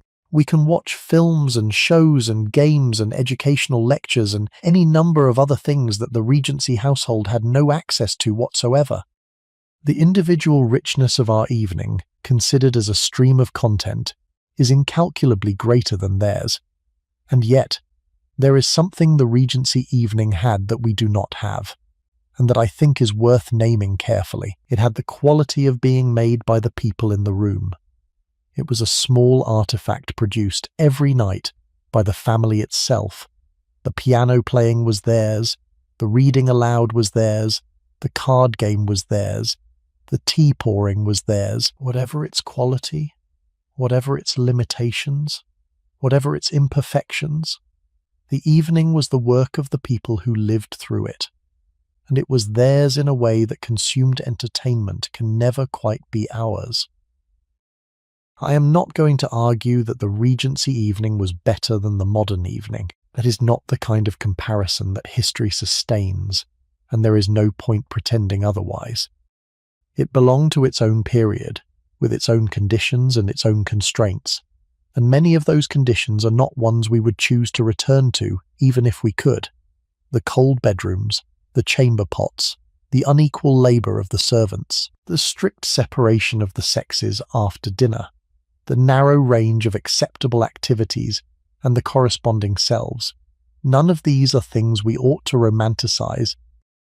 What I want to suggest is something smaller and more particular than a wholesale return to the past. It is just the recognition that there were, in that older world, certain qualities of attention and presence and slow shared time that have, in our own period, become harder to find, and that it is worth occasionally sitting with the older form of evening in our imagination just to remind ourselves that it was once possible and that some version of it might still be available to us if we cared to seek it out. The reading aloud, for instance, is not gone. There are families that still read aloud to each other in the evenings, though they are fewer than they once were. There are book groups that meet to share readings. There are audiobook listening sessions in which a group can listen together to the same recording. The form has changed, but the underlying activity, the gathering around language being given out by one voice, is recoverable. The card playing is not gone. There are families that still play cards in the evenings, though again they are fewer. There are board game evenings. There are tabletop role-playing groups. The instinct to gather around a small flat surface and play a game with the people one lives with is one of the most resilient human social patterns, and it survives in many forms. The music is not gone. The amateur tradition of domestic music making has receded enormously since the Regency, but it has not disappeared. There are families with pianos that still get played. There are family sing-alongs at Christmas. There are children learning instruments and being asked to play for visiting relatives. The pianoforte tradition is dimmer than it was, but its embers are still there. If we look for them, the tea is not gone. The afternoon tea ritual, in some form, survives in many households as a small daily occasion of sociability. The locked caddy has gone, certainly. The expensive leaves have gone, but the kettle and the cups and the small interruption of the day for a drink and a conversation are still with us. horse, and the slow evening together, the unhurried hours by the fire with the people one loves, is not gone either, though it has become harder to protect against the encroachments of work and screens and the various modern demands on attention. It is still possible, on a winter night, to put away the phones, to dim the lights, to make a fire, to sit in a room with one's family, and to do something together for several hours that is generated by the room itself rather than transmitted into it. It can be hard to do. When I think about what the Regency evening offers us, I think it offers us a kind of imaginative permission. Permission to be slower than we usually allow ourselves to be. Permission to be present with the people in front of us without needing the moment to be entertaining or productive in any particular external way. Permission to value small skills, the daughter's piano playing, the master's reading aloud, the mistress's tea pouring, as the daily artifacts of a life made of small skills accumulated and exercised. Permission, in other words, to make our own evenings rather than buying them ready-made. That permission, I think, is worth taking every now and then, even if only as a one-night experiment, and the Regency household, in all its small particular ways, can serve as a kind of imaginative model for what such an evening might feel like. Let me close where I began. It is late now in our story. The clock in the hall of the house is striking midnight. The whole household is asleep. The fires are embers. The candles are out. The watchman is somewhere down the street, halfway through his round. The fog is thick at the windows. The city outside is as quiet as it ever gets, which is not perfectly quiet, because London is never perfectly quiet, but is quiet enough that, inside the house, the only audible sounds are the occasional shift of a coal in a grate, and the soft regular breathing of sleeping people. Somewhere in the darkness of the house, the elder daughter, in her bed, dreams of the Haydn sonata she played tonight, hears a fragment of it in her sleep, smiles slightly without waking. Somewhere in another bed, mistress turns slightly in her sleep, and the master breathes evenly beside her behind the drawn curtains of the four-poster. In the attic, the nurse sleeps in the small bed in the children's room with the youngest child's small breathing nearby, easy to listen for in the dark. In the basement, the housekeeper, who has been awake longer than any of them, finally lies down and lets the day go. Tomorrow, it will all begin again. The fires will be relit before dawn by the housemaids, who will have been up since 5. The kitchen range will be raked out and built up. The master will rise at 7 and breakfast at 7:30 and leave for his chambers by 9. The mistress will rise at 8, take her chocolate in bed, dress with her maid's help, and come downstairs to begin her own day of letters and visits and the management of the household. The children will wake and be fed and be taught and be taken out for their walk in the small park at the end of the street. The day will repeat itself with small variations and end again, at last, in another candlelit evening in the same drawing room. And so it will go, evening after evening, for years, for the rest of the period we are calling the Regency, for the rest of these people's lives, until the lives end and the children become the parents in their own houses, and the cycle continues. The names will be lost, but the shape of the evening will remain in the historical record, because the shape was repeated so many times, in so many houses, by so many people, that it has come down to us as a pattern, even when the individual examples have not. We can reconstruct the rooms, we can reconstruct the rituals, we can imagine the candlelight, we can listen, in our minds, to the slow Haydn sonata played by a daughter we will never know, in a drawing room we will never enter, on a November evening 212 years ago. That is what we have done tonight. Imagined it. Carefully, slowly, with as much detail as I have been able to find, and as much care as I have been able to bring to the finding of it. I want to say one last thing before I let you go. The Regency evening was, in many ways, an evening at the end of an older world. Within a generation of the night we have been visiting, the railways would arrive and the speed of British life would change forever. Within 2 generations, gas lighting would have spread into every middle-class home, and the whole quality of the evening interior would have shifted from the warm gold of candle and oil to the harder, whiter light of the gas mantle. Within 3 generations, electric light would arrive, and the small island of light around the candle would have given way to the evenly lit room we now consider the natural condition of an indoor space. Within 4 generations, the recorded voice and the recorded image would begin to enter the home, and entertainment would begin its long migration from being something the household made for itself to being something it received from outside. Within 5 generations, all the small structures we have been describing, the formal dinner, the withdrawal, the reading aloud, the family pianoforte, the locked tea caddy, the chamber stick on its table at the foot of the stairs, would have receded almost entirely from middle-class life, surviving only in costume drama and historical novels and the imaginations of those who, like us tonight, occasionally take the time to look at them carefully. That is a great deal of change in a relatively short stretch of time. The world in which our family was sleeping tonight, in 1814, was about to enter the most dramatic period of transformation that any country had ever undergone. The Industrial Revolution was already underway in the northern factories, but its full effect on the domestic life of the South was still some decades off. The peace after Waterloo, which was less than a year away on this November night, would unleash energies that had been held back by 20 years of war.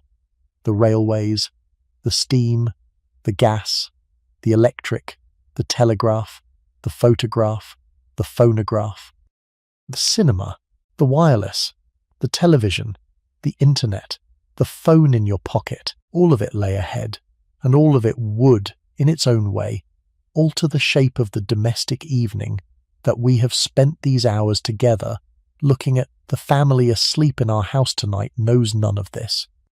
They will live their whole lives in something close to the world we have been describing, with small modifications. The mistress, if she lives a normal lifespan, will see the first railways open. The master will see gas lighting come into his neighbourhood. The elder daughter, if she has a long life, may live to see Queen Victoria's Diamond Jubilee in 1897, by which time the evening of her childhood will already feel impossibly distant to her own grandchildren. The youngest child in the nursery upstairs may, if she lives long enough, experience the very early years of the 20th century. But none of them will live to see the world we now live in, and our world would be to them more strange than any country they could have visited in their own lifetimes. This is one of the things history quietly teaches, if we let it. Every present moment, including this one, will eventually look as quaint and as distant to some future observer as the Regency evening looks to us. The phones we hold in our hands, the screens we watch in the evening, the patterns of our own daily lives will become, in time, the subject of their own slow, nostalgic contemplation by people who have moved on into ways of living that we cannot now imagine. There is no fixed point. There is only the long succession of evenings, each one feeling at the time like the natural way to spend a night, each one in fact being only one form among many that human evenings have taken across the long history of human dwelling. What I find in spending an evening like the one we have just spent in imagination is a kind of small consolation in this. The evenings of the past, the ones we have lost, were not lost without anything taking their place. The evenings of the future, the ones we cannot now picture, will not happen in a vacuum either. There has always been an evening. There has always been a household in some form, with its own small rituals of the day's ending. There has always been someone somewhere going to bed at the close of the day with the people they have come to love, in a room known by some kind of light they have come to expect. The form changes. The substance, the simple human business of arriving safely at the end of another day, remains. Thank you for travelling this evening with me. Thank you for being still while I described it, for letting your mind enter rooms that no longer exist, and listen to people who can no longer be heard. The evening we built together tonight, in your imagination as you listened, was a small private thing, made out of attention and language and whatever pictures your own mind was willing to provide. In its way, it was not unlike the evenings we have been describing. Small, self-made, generated in the room, belonging to whoever was there. If you have stayed with me to the end, you are exactly the kind of listener this kind of episode is for. I am grateful for your time. There is another evening coming, in another period of the past, and I hope you will join me for it when it does. We will go somewhere new. We will sit by a different fire. We will look at a different small slice of vanished domestic life, and we will, again, take our time with it. But for tonight, that is enough. The candles in our Regency house are out. The family is asleep. The watchman has called the half hour after midnight, and his voice has faded down the street, and the fog has closed over the city, and there is nothing more to see in this particular house, on this particular night, in this particular long-ago year. Sleep well, stay warm, be kind to the people in your house, and I will see you in the next one.